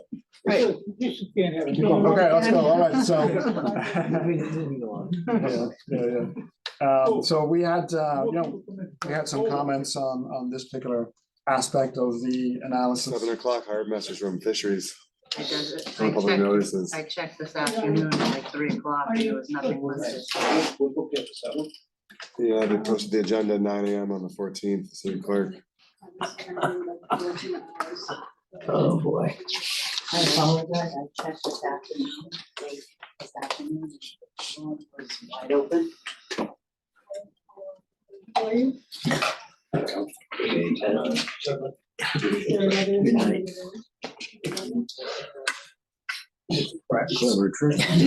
right, yeah. This is the Charlie part, I'm like, oh, meeting's over, guys. Yeah, I can see that. Yeah, there's a big meeting at City Hall, so we got. This is too much. Nothing's easy.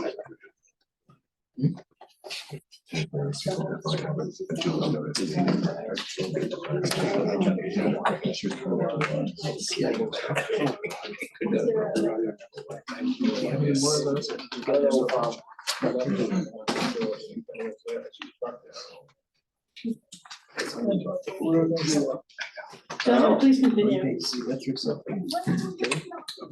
So our concern was really about, given the fact that this is a type site, you know, in comparison, say, to other C&D transfer stations we've, you know, worked on in the past. This is just from a visual inspection, it's a little, probably a little congested, you know, with the cliff face and with the boundaries that we have. So the concern is with the number of trucks coming into the facility, you know, on an hourly basis, is there enough space on the site for vehicles to safely enter the site, wait in a queuing lane if they have to, if somebody is on the scale, either going in or somebody's on the scale coming out, there needs to be space for that vehicle to sit and wait the time it takes for the scale to clear and to then enter onto the scale, be weighed and go in.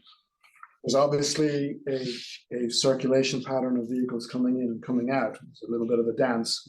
For example, you only have one scale, you know, there's both strands of vehicles coming in and coming out need to use the one scale. So the scale needs to be not just open and available to, say, a truck exiting the facility, there also needs to be room past the end of the scale for it to drive off the scale, make a turn, a movement to get to the exit of the facility. We were concerned with that. How did that look? How did that work?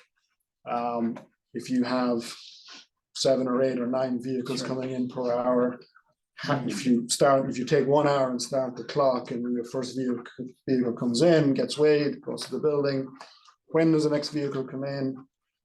Where does it sit? When does the vehicle that's leaving the facility, when does that come around the corner to cause a potential, you know, So that's an conflict at added the scale. complexity. I Yeah. would like, if you guys understand it sufficiently well, to just point to one vehicle Yeah. and have it come in over the scales, and then where does it back up into the bays at the back of the building? Yeah, so this is inbound here. This drawing is inbound, this is outbound. So the inbound first up. Vehicle coming down Condolen, coming off Condolen onto the site. You can see these are actually little templates, truck, actual scale footprints of what a truck Yeah, looks yeah. like, the size, based on the vehicle that's going to be used here. These lines that kind of run alongside, they represent the outside limits of the wheels. As the vehicle turns onto the site, you can see the radius and the arc it makes as it makes this turn onto the scale. These are all Obviously, non-articulated. correct. trucks, These are yeah. all non-articulated trucks, yeah. So again, the movement here is the scale. There's one scale, outside scale at the facility. That's what the vehicle needs to access when it comes into the site. You can see the movement onto the scale. It'll stop, it'll get weighed. Maybe there's some instruction to be received from the attendant, whatever it is. What, do you have an idea of what that typically takes? Is that a 1-minute process, 10-minute process, or? The proponent has indicated that the entire process of coming onto the scale, going to the building, tipping, coming back out of the building, and then over the scale again is 15 minutes. So how that breaks out in terms of queuing, then on the scale, getting to the building, you know, that information hasn't been provided. So you can see the movement then, once we go off the scale, we come around the corner of the building, we come up this slope, there's a slope here to come up to the higher portion of the building. So you're of the still site. going forward? You're No- still no driving backing forward, up. yes, so you're driving forward. Now, once you get to here, you need to pull up, so the front of your vehicle is essentially up to the rock face of the, Yeah. of the relief here, so that you can then reverse and back into the door of the building, so that when you're in the building, you can then tip up your dumpster, drop it down empty, drive out. Is it typical that the entirety of the truck is in the building with the doors closed again? That is typical, that is preferred and typically how we want to do it, yeah. Now, busy facilities, the doors are up and down, or sometimes if there's a lot of vehicles that leave one door open for that continuous flow, Yeah, but yeah. you know, under normal circumstances, you want to have the door closed as much as possible. Right, Just have okay, it open for the good. time needed to to reverse in and then pull out. So Did you that- say you were expecting 6 trucks an hour? I think the proponent had suggested 7 trucks an hour, 10-hour operating day. And the day it's open for 10 hours. But only 4 can go through an hour. No, it's 15 minutes for the start to finish, right? So a truck comes in, gets weighed, and they're heading up the hill. The next truck's starting their 15-minute cycle of getting weighed, heading up the hill. Trucks inside tipping, they're finishing up and leaving, another truck. So it's not a one truck at a time. There are 3 bays as well. Yeah. Yeah. So if I can point to one thing on this drawing that jumped out at us right away, and it was sort of a concern of ours. This short area here between the entrance gate and the scale is really where vehicles have space available to wait until they can get onto the scale. It appears to show a queuing space for 1, 2, 3 vehicles. But the problem we see is that this vehicle here is queuing right at the start of the scale. So you can imagine a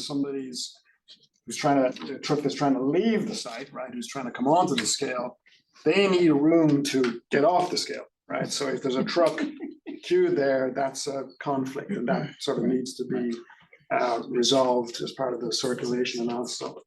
So, I think at this point, we'd like to see some sort of deeper analysis of how all the motions work.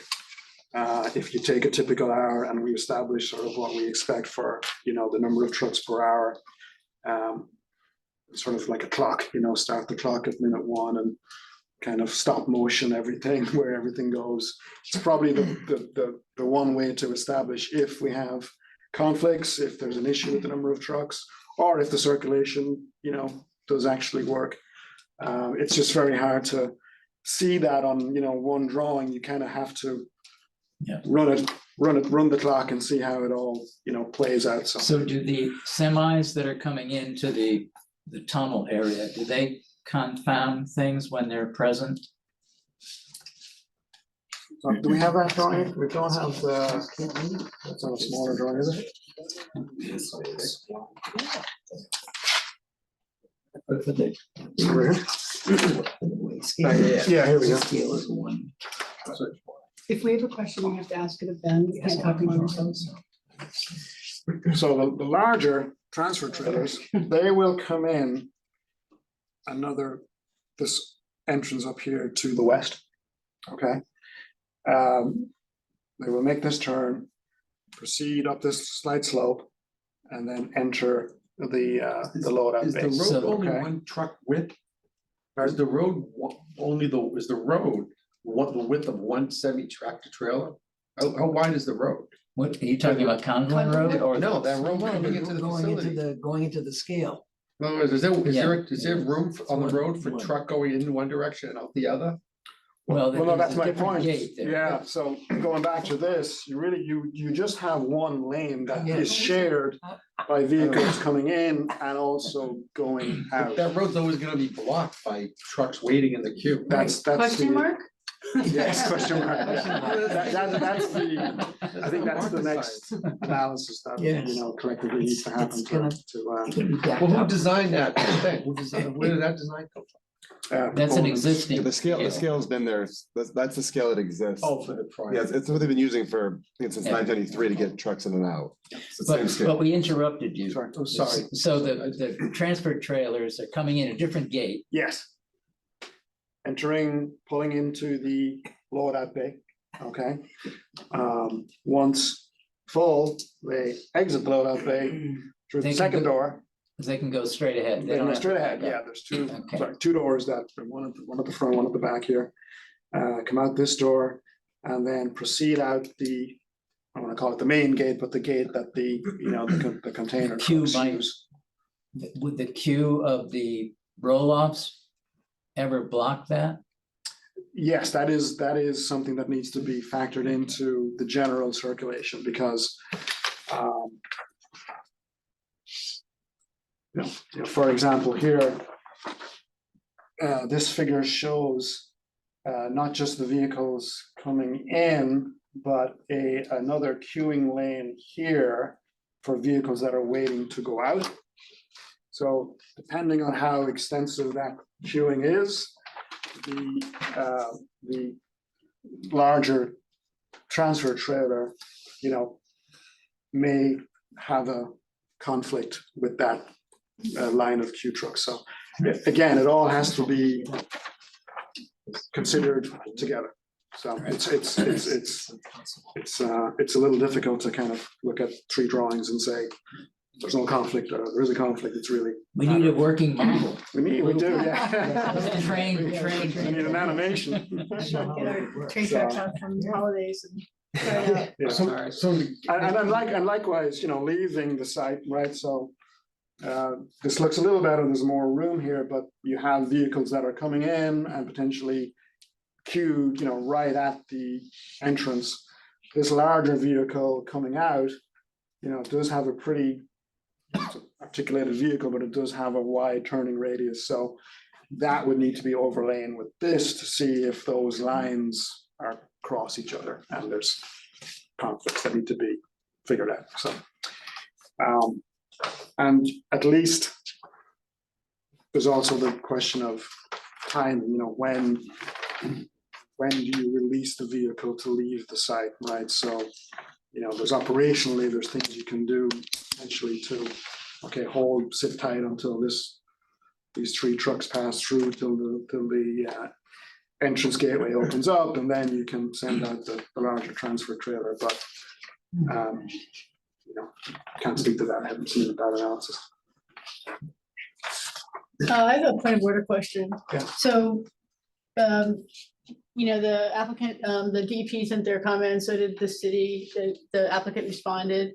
And if there are still questions, does that unfold during the hearing, or is that something that we would ask more of the applicant? Like, how does that, any of the questions that you have after reviewing this, if there are more, sort of, as this, independent technical review, if there are more questions, is that a hearing line of questioning that comes up, or is there more dialogue that happens? Anybody know the answer to that? Well, it's a good question. DEP do have, they have their review going on. Yeah. So their comments did coincide with our comments in a lot of ways, so they may come back with, with further. But if comments. if they don't, and you still have them to guide the board, Yeah. how do we get full information to be able to proceed? Does that happen in the hearing, or does that happen? And if you don't know the answer, we can just say we don't know the Yeah. answer, but I'm just wondering if you. I think it transfers, maybe it transfers to the public, to the Board of Health hearing process, where Okay. there's filed testimony, where there's a series of outstanding questions, there's a chance for the proponent to, issue testimony that Got it. Okay, addresses thank that, you. so then it can be discussed at the hearing. Okay, thank you. One final question regarding this and its complications. Does the applicant own any of the rock outcropping? Can that be blasted away? Yes, and I'm not sure if this plan set has a notation on it, but one of the things that we discussed after the Sampson commentary and also DEP was that we're gonna have to indicate on future plan sets that as necessary, the beginnings of the ledge will, can be removed. It's there's some tight turning motions on these plans. It all works on paper, but we know there's some realities in real life that don't always, so we've already talked about the idea that there may be some limited granite removal, just give a bigger space, for example, in the winter, the place will get plowed, but there's, a little bit of a berm. You want to make sure that berm is not going to be fatal to a truck turning around, right? So you got to build that in. So I think you'll see in future revisions of this plan. Basically, you can see the lighter slope where it's that really thick band. I think that can come out. Nothing comes out easily in Gloucester, but that can come out before it gets to the real sheer cliff. That gives us a few lateral feet of wiggle room to build in. And just going back to the discussion on, what the trip generation number is. You can see why that's important to sort of establish, a reasonable number based on reasonable assumptions. So, because 7 trucks per hour versus say 9 trucks per hour on a tight site like this, each truck has a little less time to, do what it needs to do.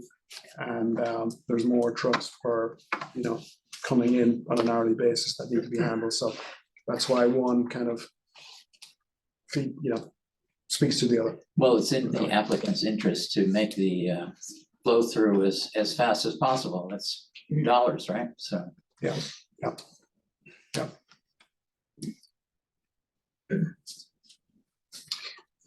Okay, cool. Yep, you can take that one. So we have a comment in here regarding vehicle emissions. The applicant is not required to provide an analysis, a full-blown analysis of vehicle emissions. Typically, that's included as part of the MEPA review process.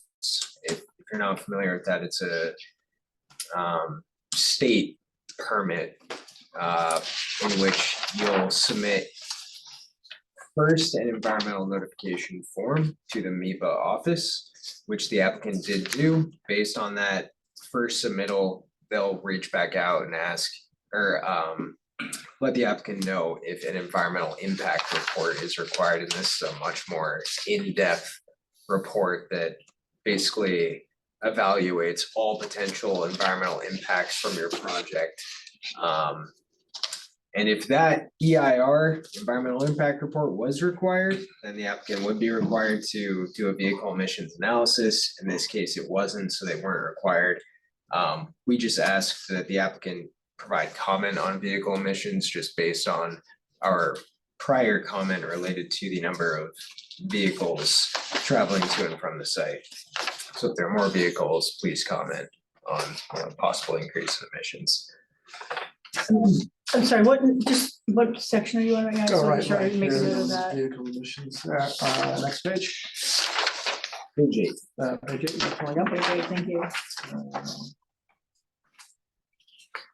Is there an opportunity for people watching to ask questions or no, just to Not listen? at this meeting. Right, just to In listen. the future, there will be an opportunity, at the public hearing, the public will be able to comment. Yeah. So there's nothing that I can pass on. I think There's a question. Is there a question? There's a I question. think we might ask that in. Okay. Sure. Good. Yeah. Just ask your question. This is from a resident at 220 Magnolia Avenue, who lives on the corner of Condon and Magnolia. And there's just a question that's been there for decades. There is, quote, no chance that 2 of those trucks will fit under the train bridge. Magnolia Avenue physically cannot support this kind of traffic that they are proposing. Is this question mark?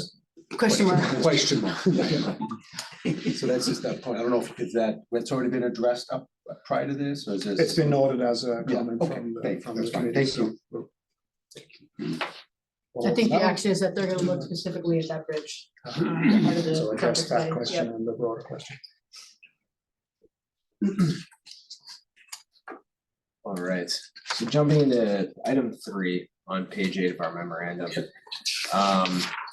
This is in regards to wildlife and wildlife habitats. The state establishes certain wildlife protection areas for endangered or threatened species, or ecologically significant natural communities, is documented by the Natural Heritage and Endangered Species Program. Common acronym you might see is NHESP. We deal with it all the time. It's a state program that regulates these endangered species and protected habitat areas. So as part of site suitability, you need to confirm that your site is not within one of these areas. And again, similar to many of these other criteria, Mass DEP does a great job of providing online resources and maps that you can review. The applicant did that, we did as well, and confirmed there are none of these regulated habitat areas at or within half a mile of the site. So that criteria is met. Number 4, areas of critical environmental concern, very similar. Just more of a more of a broad regulated area. These are mapped through Mass GIS, through the Secretary of the Executive Office of Environmental Affairs. And they're referred to as ACECs. I can't remember off the top of my head the exact definition of these areas and how they differ from endangered species areas. I think they're more along the lines of an area that provides potential benefit to habitat areas that are protected by the state. But the applicant did meet this criteria. The nearest ACEC is over 2 miles north of the site, so nowhere near the proposed facility.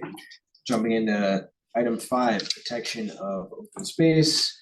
No site shall be determined to be suitable where such siting would have an adverse effect on the physical environment of or on the use and enjoyment of state forests, state or municipal parklands or conservation lands, reservations, lands with conservation, preservation, agricultural or watershed protection restrictions, for conservation land owned by private nonprofit land conservation organizations and open to the public. So again, Mass DEP is just looking to avoid having solid waste handling facilities sited, right next to a state forest or somewhere where it could create nuisance conditions to something that provides, great benefit to a town, So again, we confirmed there were none of these protected open spaces at or within, half a mile of the site. There was one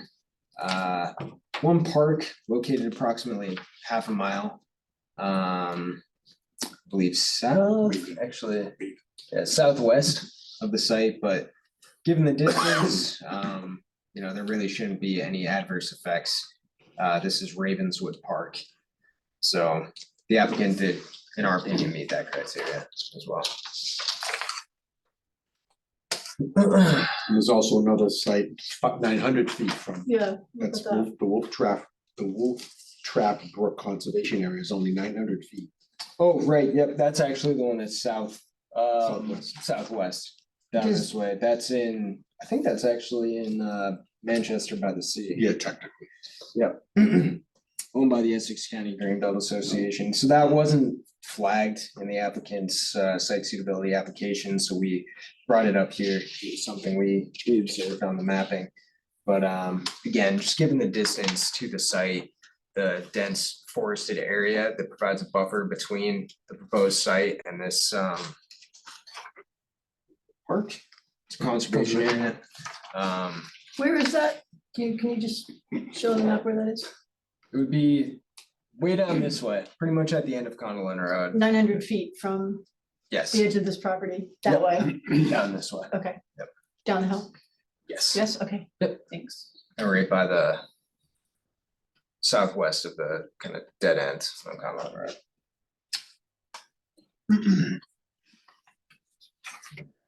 So jumping into item 6, potential air quality impacts. So no site shall be determined to be suitable where the anticipated emissions from the facility would not meet required state and federal air quality standards or criteria, or would otherwise constitute a danger to public health, safety, or the environment. The Mass DEP wants to take into account the concentration and dispersion of emissions, the number and proximity of sensitive receptors near the site that could be affected by, dust or odor emissions, and the attainment status of the area. I believe that's a status. It's basically a grade set by the state. It evaluates the sensitivity of an area to air emissions. Now, at this facility, the applicant is proposing to control dust and odor emissions by handling all material that's delivered to the site inside of the enclosed building. They also are proposing a misting system at the doors to the building. Misting system is basically small, particles of water. They pick up odor and dust, prevent it, to an extent from exiting the doors of the facility. Is that meant to allow the doors to be kept open during trucks going back and forth?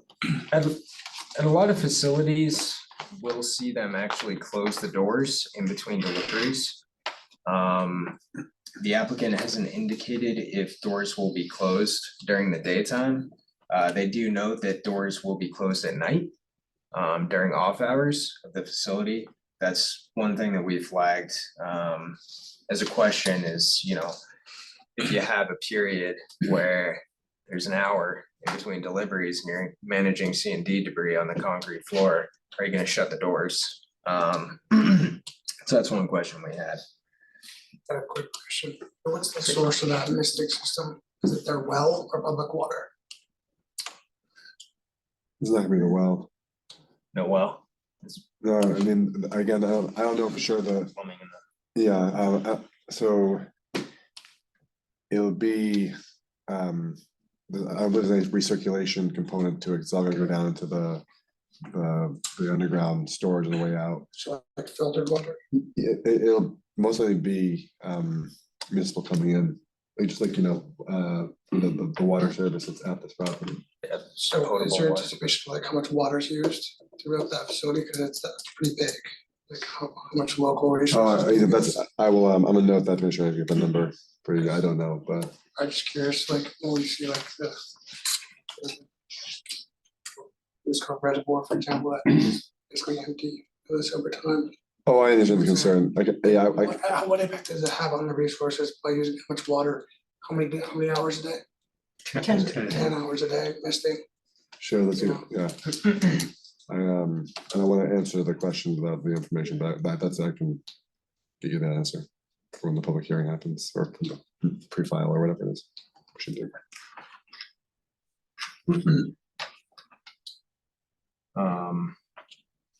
So at the end of each day, they propose to load all debris that's on the tipping floor into the trailers, sweep the floor, shut the doors. We had asked if the building will have exhaust fans and filtration systems, which we've seen at other facilities, which kind of help to essentially clean out the air inside the building. They did note in their response document that the building will have a minimum of 4 air circulations, I believe per hour. It's an OSHA requirement just to, you know, filter out vehicle exhaust and other things inside the building. Not sure if filtration units are going to be proposed, but that's a question that's gonna carry through our review. Are the workers using protective equipment? It's not explicitly stated. I mean, I would assume, you know, that all these facilities they'll be using, you know, How many people? Typical Yeah. PPE, you know. high vis. Only 2 people on the whole project, the whole property, there's only 2 people, one at the gate, at the entrance, and one inside the building. That's what we were told. 2 employees. Is that what you would project for a facility this size? From your experience, I'm sure there's no hard and fast rule, but. Yeah, well, typically there's obviously someone at the scale house, right, Yeah, an attendant there. There's an operator inside in the front end loader. Yeah. Typically there's, you know, at least 1 or 2 other operatives who are there to, you know, deal with other operational maintenance activities, whether it's, you know, operating the misting system or Directing doors, yes, exactly, yeah, Yeah. opening, closing doors. Sometimes, you know, vehicles come in with loads that have certain, you know, materials that can't be received, right? If there's any evidence of asbestos, if there's tiling that comes out and, you know, that needs to be put back into the truck and taken to a proper disposal facility. So you do need people on the floor to deal with all of these things that come up, so. And there was you said there was a separate holding tank, Joel, for water waste from misting and just in general, I assume a holding tank separate from the septic system components, is that? Yeah, the floor drains inside the building go into a separate drainage system that I think, so it has some holding tanks before, and then those get pumped out and brought to a wastewater facility. Yeah, so floor drains within the tipping floor here. Go out to I believe this is the point. Oh, no, right here. And then That's there's for a separate. leachate though, right? That's not the misting. waste. Well, the misting Right. contributes to the Mix. leachate, right? The mist is coming down, Okay. it's creating a flow from the floor that combines with anything that's running off the waste itself, but So there's Yeah. only one septic, there's a one tight tank for the whole site, or are there two separate? There's two separate tight Okay. tanks, so one for the tipping building and then there's one for It's the wastewater. trailer pit here.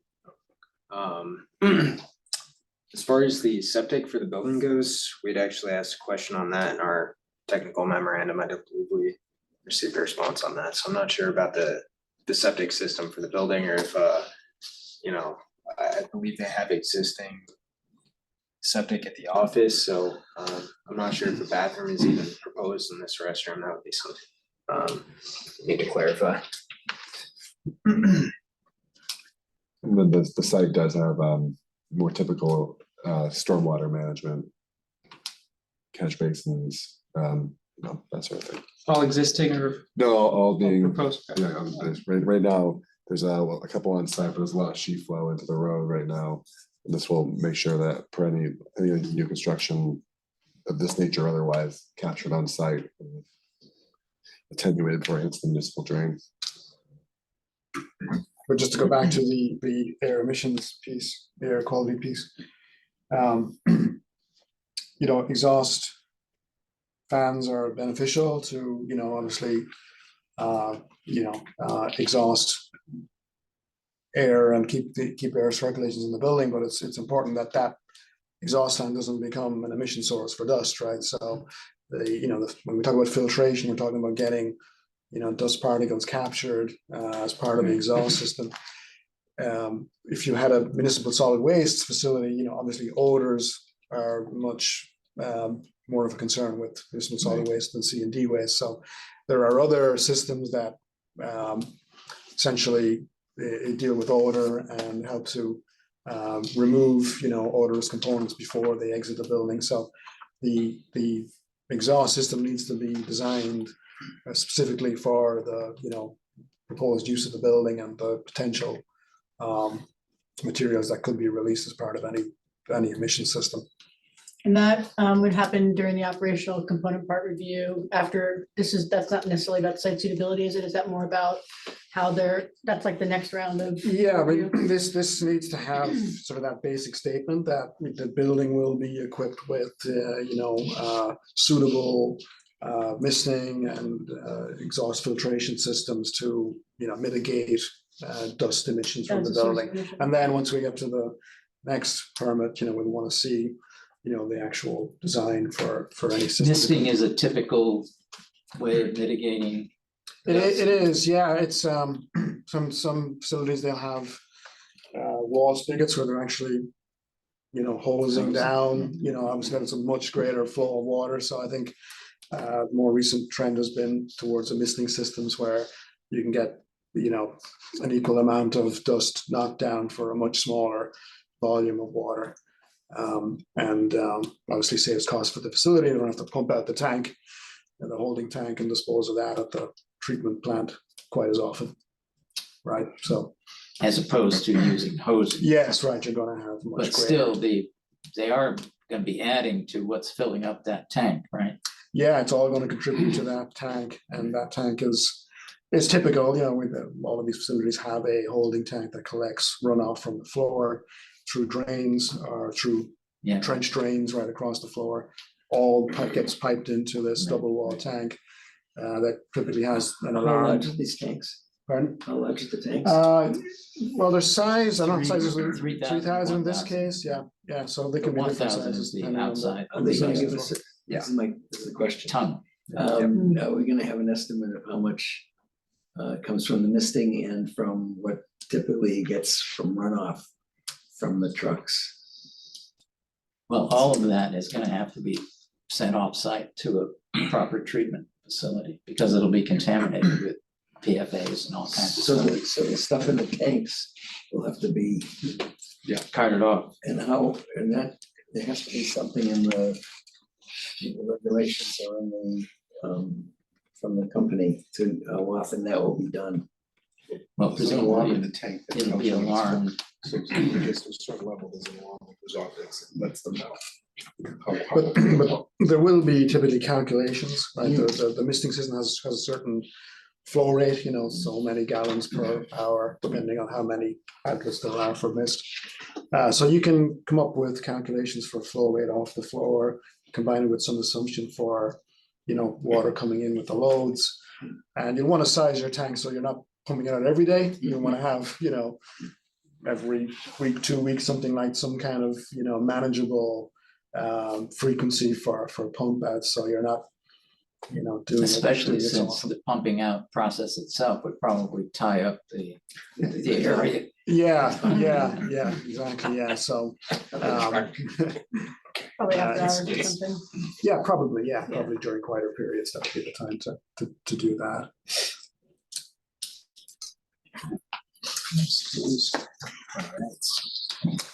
So jumping to item 7, this is potential for creation of nuisances, so noise, litter, odors, you know, vermin.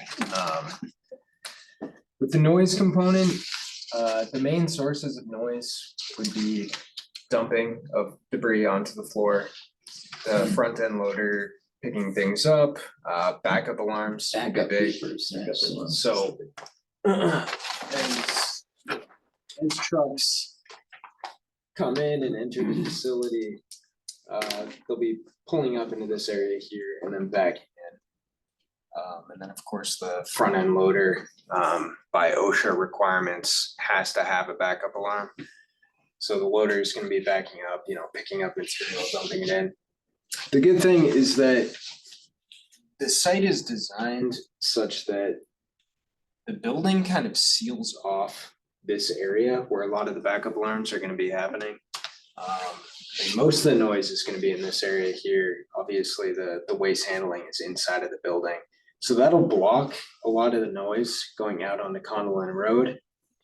The nearest residential properties are up on top of this granite ledge over in this area here.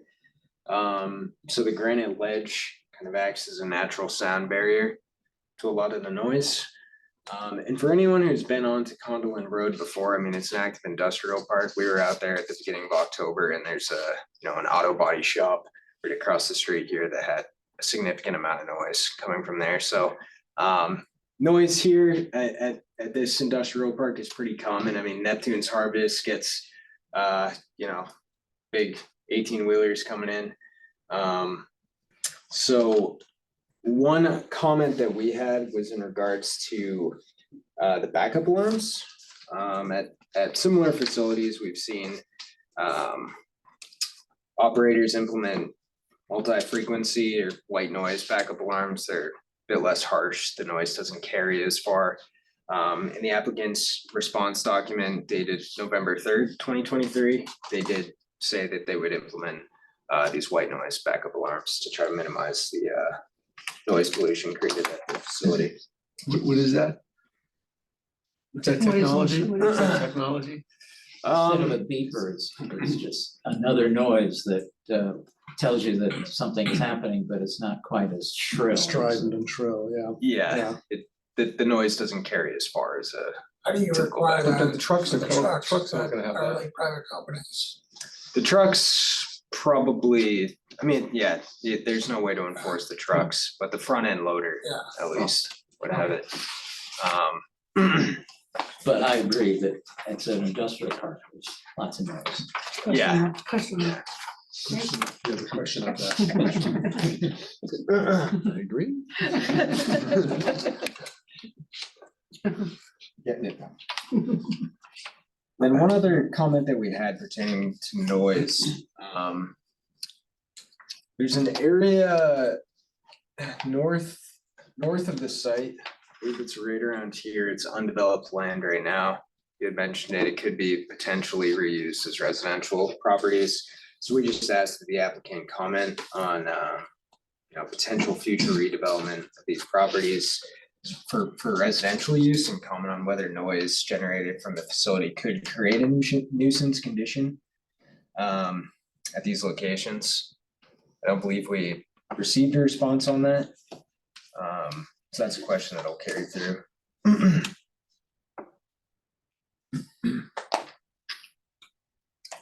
You can do basic noise type studies, noise analysis, knowing assumed decibel level for whatever the noise source is on the site.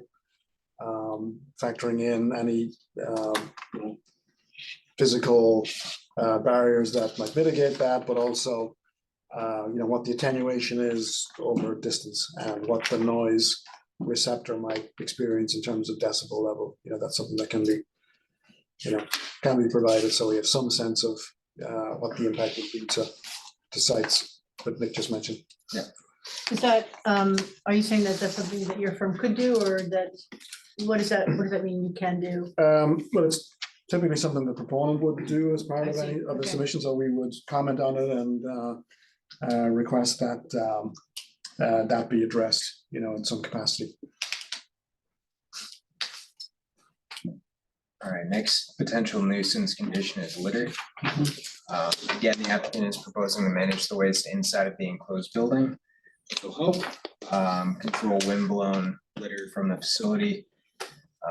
This area where the doors are, you have a natural blockade on this side, and there is fencing proposed along the perimeter of the site. You can see this black line here. So fence will help to capture any windblown litter. They've also proposed to clean up windblown litter and sweep the street on a daily basis as needed. Trucks coming into the facility are also another potential source for litter if they're uncovered. It's a requirement, DOT requirement, Mass Department of Transportation requirement to cover trucks carrying refuse, so they should be covering their trucks. In addition, the applicant did note that trucks that arrive to the site or leave the site uncovered will be, I forget the exact procedure, but possibly given a warning, possibly banned from the facility in the future. They're also going to set up a phone number for residents to call in the event they see a truck coming to or from the facility that's uncovered.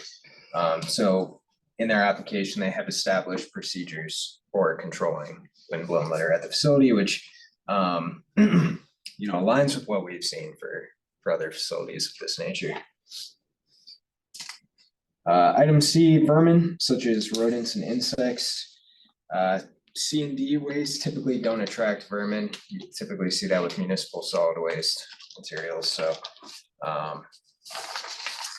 vermin really isn't a major concern at this site.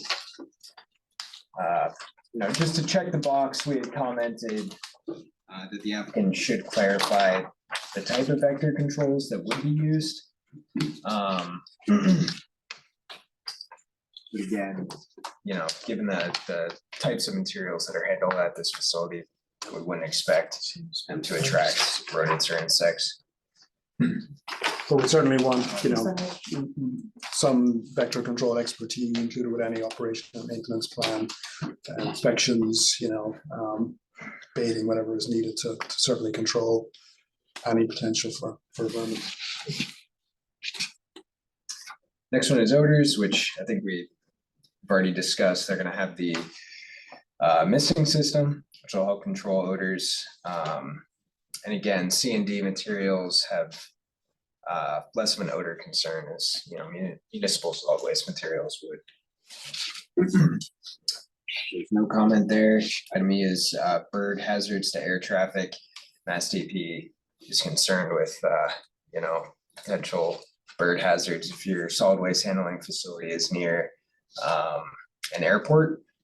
I don't know if any of you have been to the nearby Rockport transfer station, but you'll see what I mean. There's seagulls all over the place there. This site is located approximately 21 miles from the nearest airport. Again, C and D is really not gonna attract scavenging birds, so no comments there.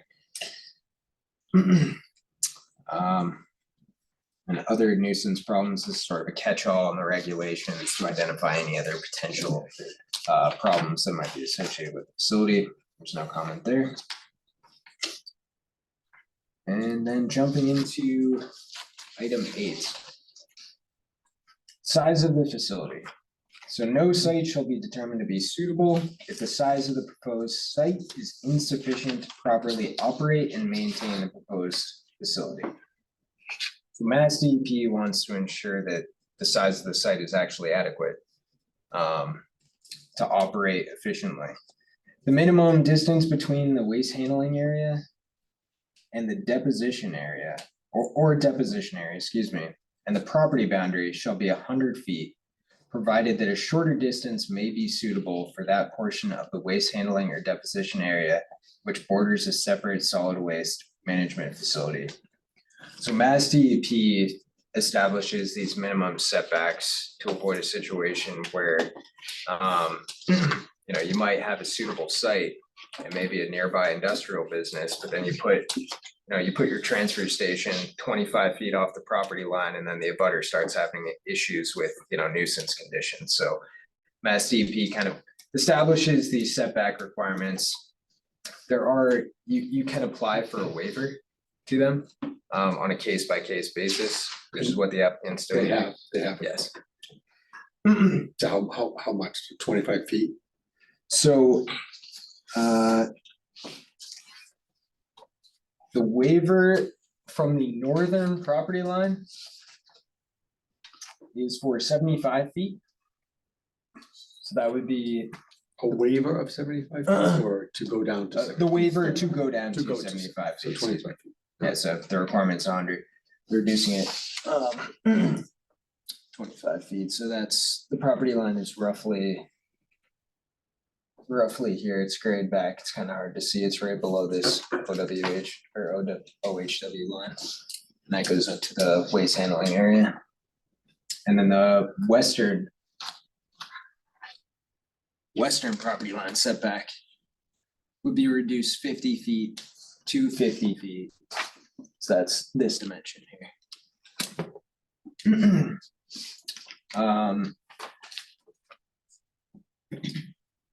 So the applicant is, you know, providing justification for this setback waiver based on the fact that there are no sensitive receptors in the area that would be impacted by the reduced setbacks. You know, obviously Condolin Road is an industrial park, reducing, you know, that they're you need to take into account, you know, what is the 25-foot difference going to impact on Condolin Road, and similarly to the west. Now, the town does own a right-of-way through there for potentially developing a future road, which would be something the board would take into account. And But the- DEP would review and grant that waiver. We wouldn't, they're the approving authority in the case of the property line setbacks. It's a good question, because the city's zoning setbacks are actually quite a bit less than the DEP requirement. But again, I mean, the board is reviewing against the site suitability criteria, so it's a good question if that setback or if that waiver would be in the purview of the board. Do you know, Brian? Well, I know it goes to DEP, they'll issue, you know, this is under their Yeah, they would rules, issue the so they waiver. will issue the yes or no on the waiver condition. Okay. That's a good question. So the overall intent of this regulation is related to what we were talking about earlier with, you know, vehicle movement through the facility, queuing. Is there enough space to, you know, get in and back out the holding tanks? Is there enough space for the trailers to get in and out? Sort of a more general regulation regarding the overall size of the facility. So our comments in the technical memorandum relate back to what we were just talking about, the turning radii, especially up in this area here. And then the applicant's the applicant had indicated, so this truck type that's used in this template, this is the largest vehicle that they anticipate coming to the site. So you can see the turns get a little tight through here up to the granite ledge. It's our understanding that this is meant to reflect a kind of worst case scenario, the biggest truck they would receive. And in the response document to Mass DEP, again dated November 3rd, they noted that they would be open to removing some of the granite down here to make those turns, safer, further away from the ledge. One of our main comments under this section, so the applicant currently operates the Essex County Recycling Center. So you can see here, they have containers shown for residents to come and drop off tires, white goods, metals, mattresses, electronics, miscellaneous and other. Right now, I believe a lot of these containers are sort of spaced along the site. There's some here at the bottom of the wall and then a few others over here. So one of our comments was basically asking how do they intend to continue this recycling operation under proposed conditions. And this site plan is from the response on November 3rd. They've shown that they're looking to basically put it in this southeastern portion of the site. This is also a comment that DEP had as well. So they don't expect significant impacts on the current operations. So they'll be able to continue operating this recycling. So is that area, I can't remember by having visited the site, is that area accessible by vehicles like pickup trucks, or do they have to go all the way around? They'll need to go all the way around. The retaining wall Yeah. extends all the way across here. So this is an elevated area. Yeah. They're also weighed, is that right? The recycling trucks are also weighed? With these items, mattresses, electronics, I believe some are depending on the material. If you're coming with, pre-sorted scrap metal, you'll get weighed. yeah, You throw it in, but if you're coming in with mattresses, you'll pay, I think, per mattress. Per piece, yeah. And does the recycling volume, is that counted into the 182 or the number of the 140 or whatever the number was that the applicant had? Does that include recycling? What I was gonna ask, that volume? are there certain opening hours for that portion of the operations for the drop off of materials? Yeah, so I think that's one of the operational things that the client's looking to kind of suss out through feedback to the public hearing, for example, like Saturday hours, that sort of thing. Because, they don't anticipate that at, 11 a.m. on a Tuesday, a whole lot of people are available to throw away a mattress. So again, to avoid conflict, they may say, okay, we'll open on Saturdays, come by on the weekend for the kind of stuff that you've got hanging around the basement.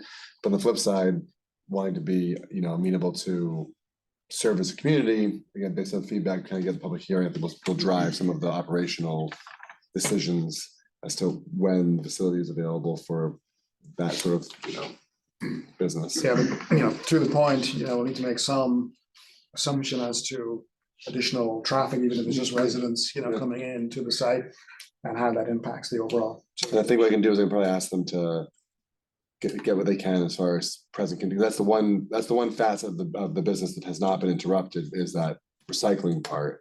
And so they have current, ongoing, and they can give us an idea as to what is happening presently on site when people are actually coming to use the recycling facility presently. And that should be one of the cases in which past performance is a relatively safe projection. all right. So our next comment, Wait, before you move off that comment, you know, maybe we didn't really, we probably should have hit on it, but it speaks to what the application is requesting for permitting capacity.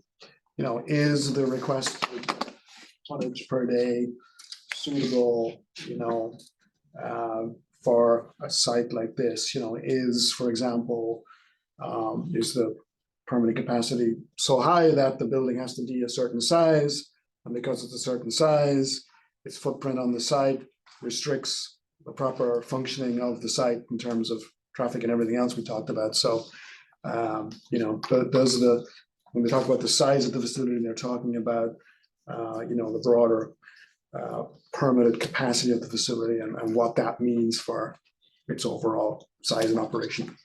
I would presume, correct me if I'm wrong, that the state would take that into consideration in their evaluation of the site suitability. Is that correct? Yeah, so their permit will state the, you know, the operating capacity of the facility.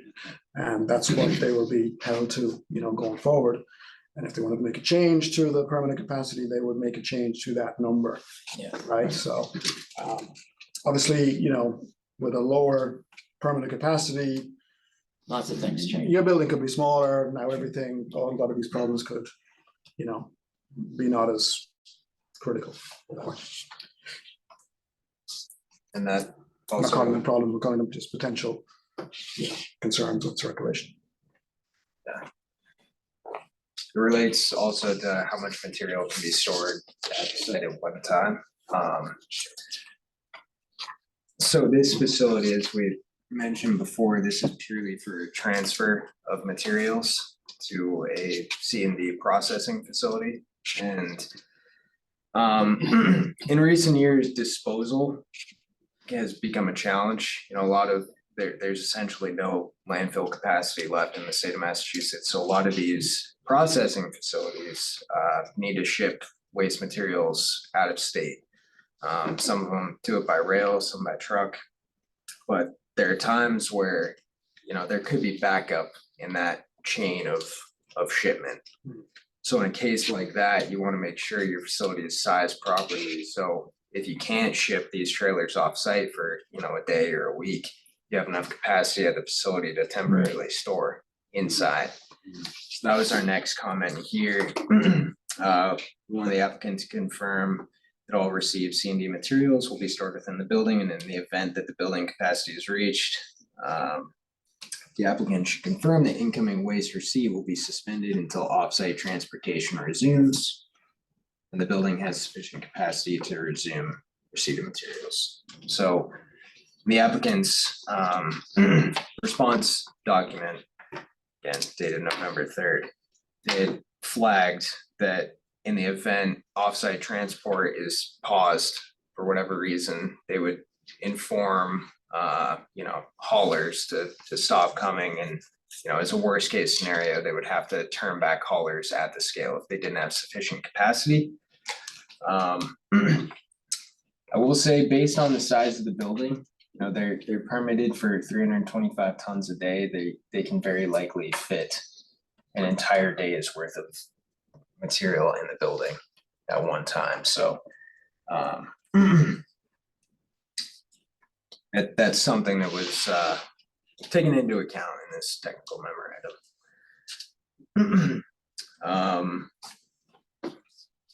So next item related to the size of the facility. So there's no municipal sewer service on Conlin Road.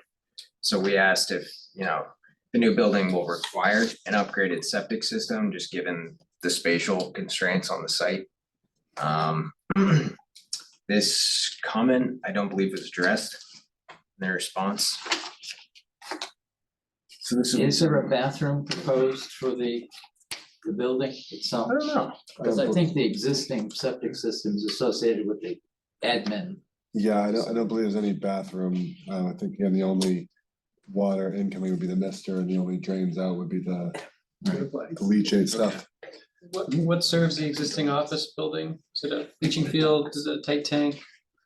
I don't know, but I can think of the answer. It's a fairly modern building. Again, the site was developed in the nineties, so the system went in and forward. Yeah, I think for commercial buildings, it's typically by employee, but I could be wrong for design flow, so I don't know if that would impact whether it would trigger new construction standards, but Mhm.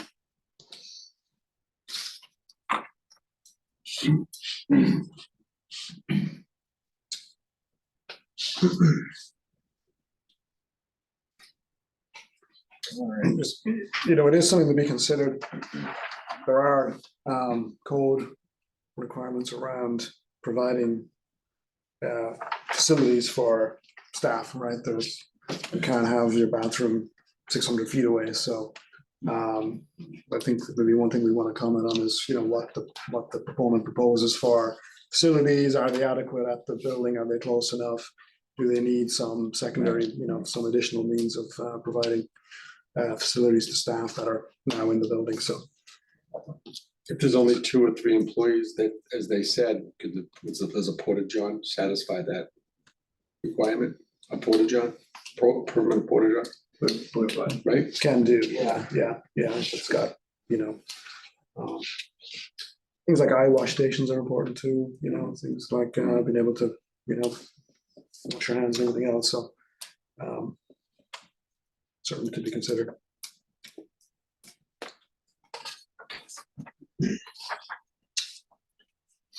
So item 9.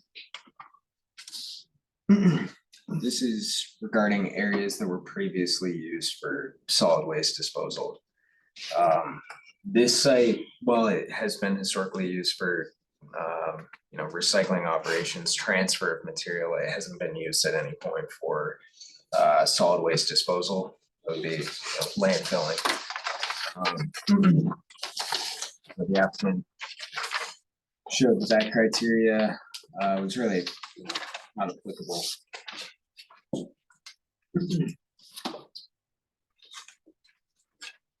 Item 10. Existing facilities. So in evaluating proposed sites for new solid waste management facilities, Mass DEP and the Board of Health shall give preferential consideration to sites located in municipalities in which no existing landfill or combustion facilities are located. This preference shall be applied to new facilities, which will not be for the exclusive use of the municipality in which the site is located. The department and the Board of Health shall weigh such preference against the following considerations. The extent to which the municipalities or region's solid waste needs will be met by the proposed facility, and the extent to which the proposed facility incorporates recycling, composting, or waste diversion activities. So Mass DEP encourages establishing solid waste facilities where there's demand to prevent things like illegal dumping, and to encourage recycling and reuse of materials. It's overall beneficial to have a place for generators to bring solid waste materials. So the applicant's main point here is that the nearest active transfer station facilities that manage C&D materials are located in Peabody, which is approximately 21 miles away, and then Georgetown, which is approximately 28 miles away. So the applicant's goal is to provide a convenient location in the Cape Ann area for the commercial sector, including small contractors, and homeowner and DIY smaller folks as well. So given the projected area, catchment area, if you will, was that the area used to calculate the traffic flow, likely traffic?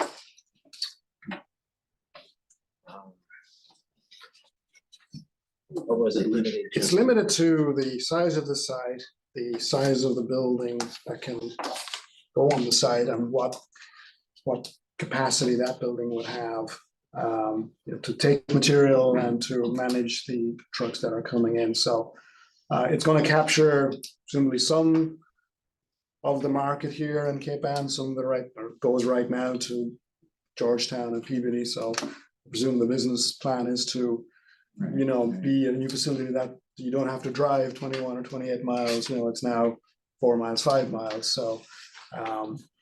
Like any Yeah, I business, guess- they're trying to obviously, you know, optimize or maximize the amount of material they can Sure. receive, and typically you wanna try and get as high a permanent capacity as you can feasibly, so that you can do that. So I guess the calculation, I'm doing it backwards, the calculation is driven by the size of the facility, not the demand. In other words, demand might be greater than 320 or whatever it is Yeah, tons a day. yeah, Uh, yeah, the demand, you know, it might be less too, you know, they Sure. mightn't receive that every day of the week, every week of the year, so construction season cycles and fluctuates, and busy in the summertime and quiet in the wintertime, so but yeah, typically a proponent like this who's in the industry, you know, would have a good sense of, Sure. you know, what the generation rates are, you know, based on population and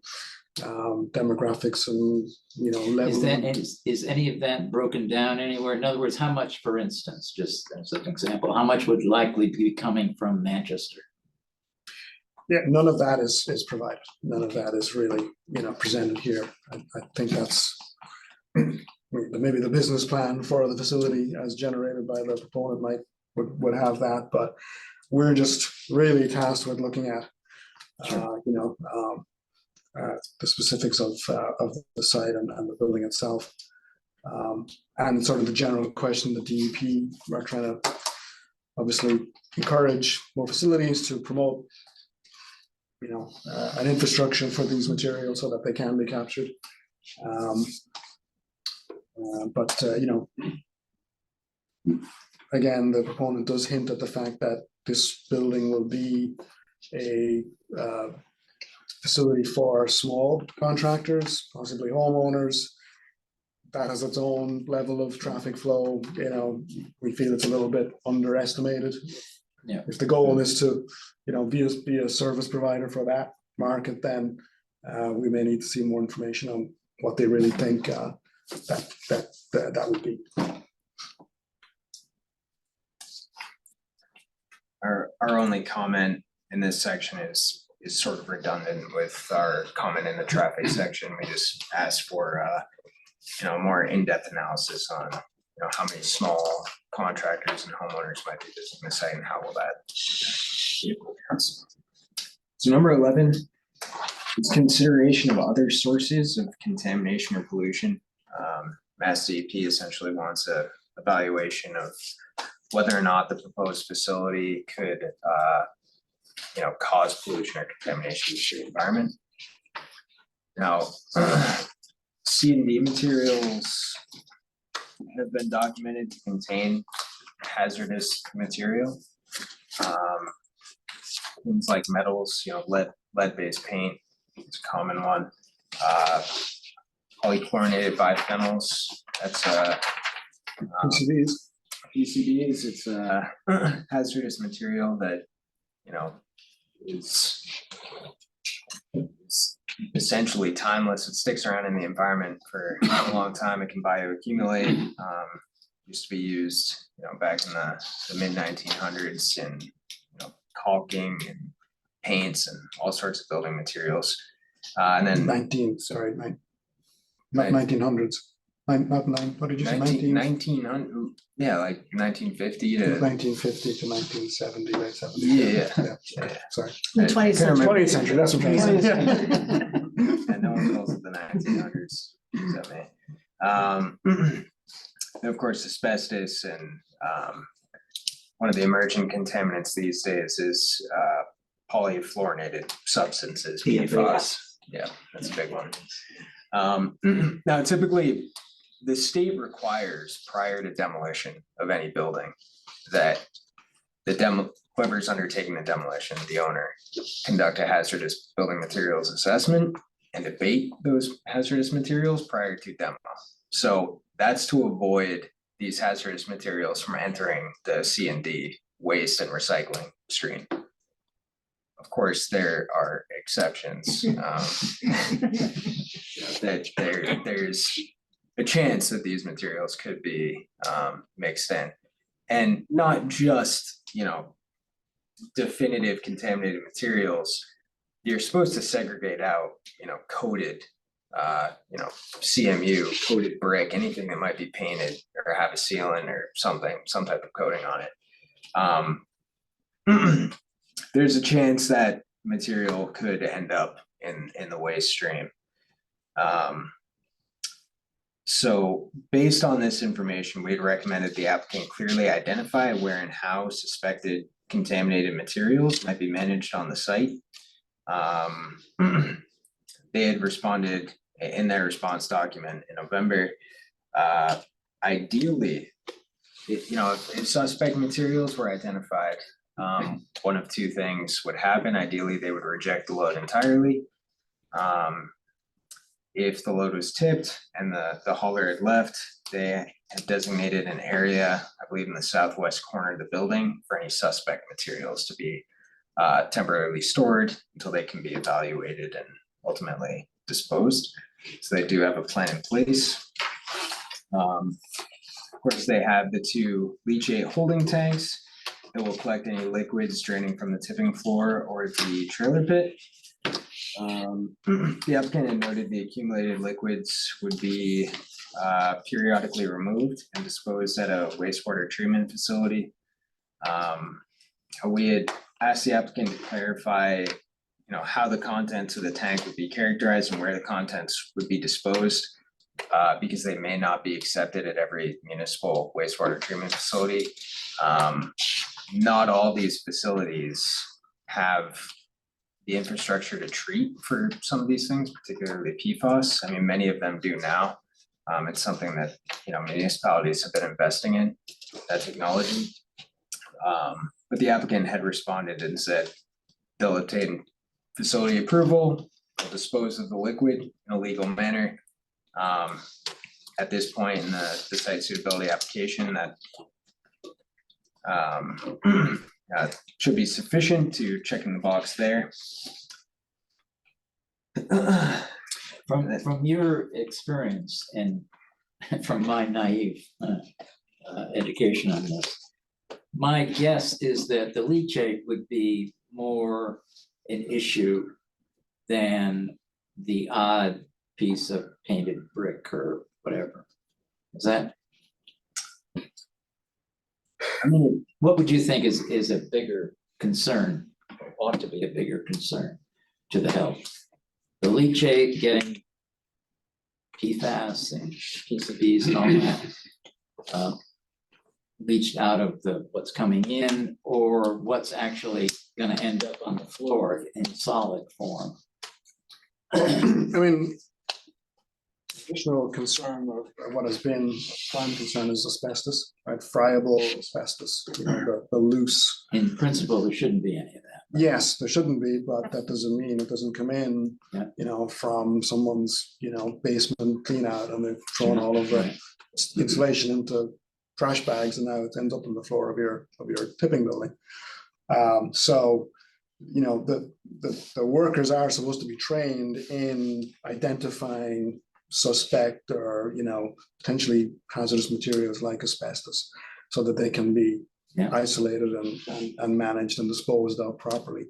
You don't want that asbestos material to continue on through the waste stream and go into a processing line and, end up mixed in with, recyclable materials or with the residuals that, do get taken to landfill. So you'd have sort of illegal disposal of asbestos materials where it's not supposed to go. So that is definitely a concern. In terms of materials, coming off the C&D material, there's really not much science that I've seen yet. I haven't, not too aware of any studies, but a material like PFAS, which is a waterproofing essentially, used in building wrap products, and in 3M invented it, so all of their tape materials had it, right? it is essentially designed to stay in place, right? That's how that building product functions effectively. So, ultimately, the material could go into a landfill as residual, where it would have sort of the time frame needed to decompose, to be released from the matrix material and enter into groundwater in the case of an online, whatever it is. So does the comparatively brief window of time when a load of waste is deposited on the floor of a transfer station, is that enough time for the misty water or whatever it is to cause any leaching into that runoff? I honestly don't know. I haven't seen any studies, and maybe it is worth studying, but the thing about PFAS is that right now it's being controlled to very, minute concentrations, right? So we're down to the parts per trillion in terms of control for things like drinking water, for example. So that's not to say that your leachate, that you're collecting in your tank wouldn't have concentrations within that sort of order of magnitude, we'll say. So, Yeah, so I would have but thought so that, that's why we flagged, we flagged the need to consider other disposal facilities, not just your municipal wastewater treatment facilities. They are adding, criteria for PFAS. So it may need to go to a specialized hazardous liquid management and destruction facility like TSDF. So that's something that needs to be considered as part of long-term management here. What does PFAS, TSDF stand for? treatment, storage, and disposal Facility? Yep. Okay, thank you.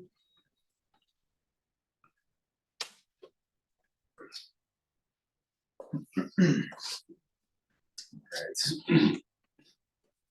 So next topic we can bring up is the stormwater management. So it relates to this criteria. So the applicant is proposing to capture and treat stormwater runoff prior to discharge to the municipal drainage system on Connellan Road. Under existing conditions, pretty much the entire site is paved. And I believe the existing catch basins tie into this municipal system. So under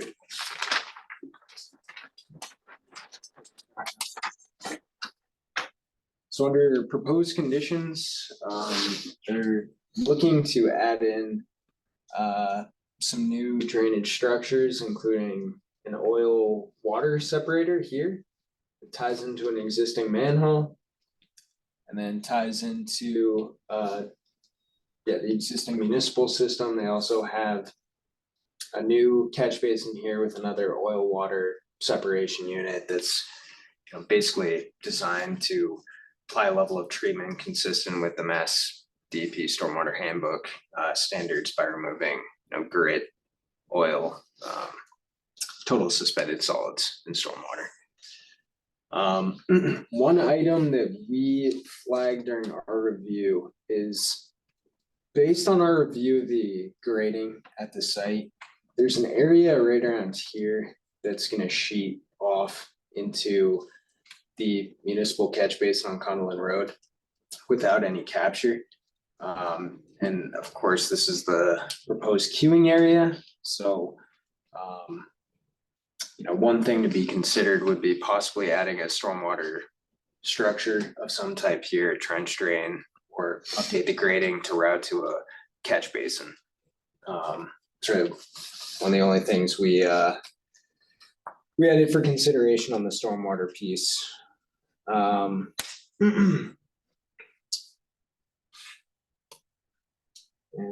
that was our only comment on that item.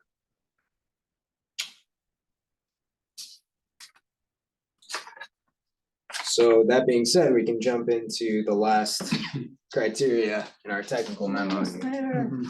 Number 12. Which is item 12, which is in regard to regional participation. So Mass DEP and the Board of Health shall give preferential consideration to sites located in municipalities not already participating in a regional disposal facility.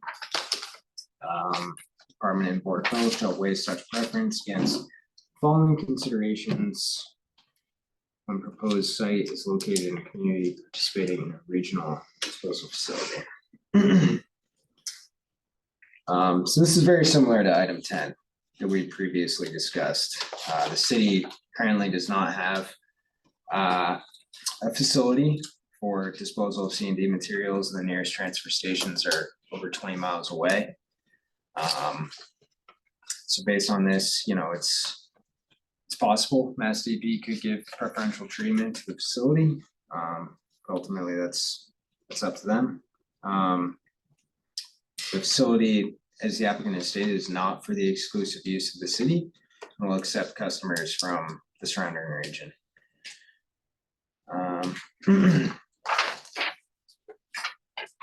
So there's really no further comment on that item there.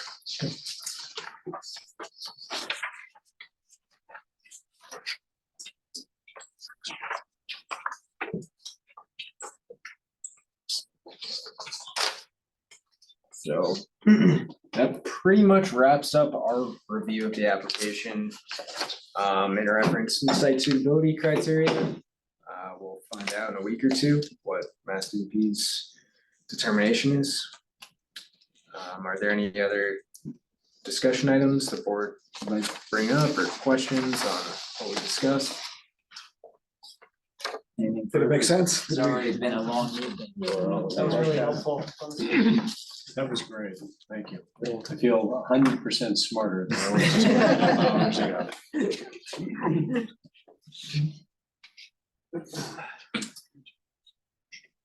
Good.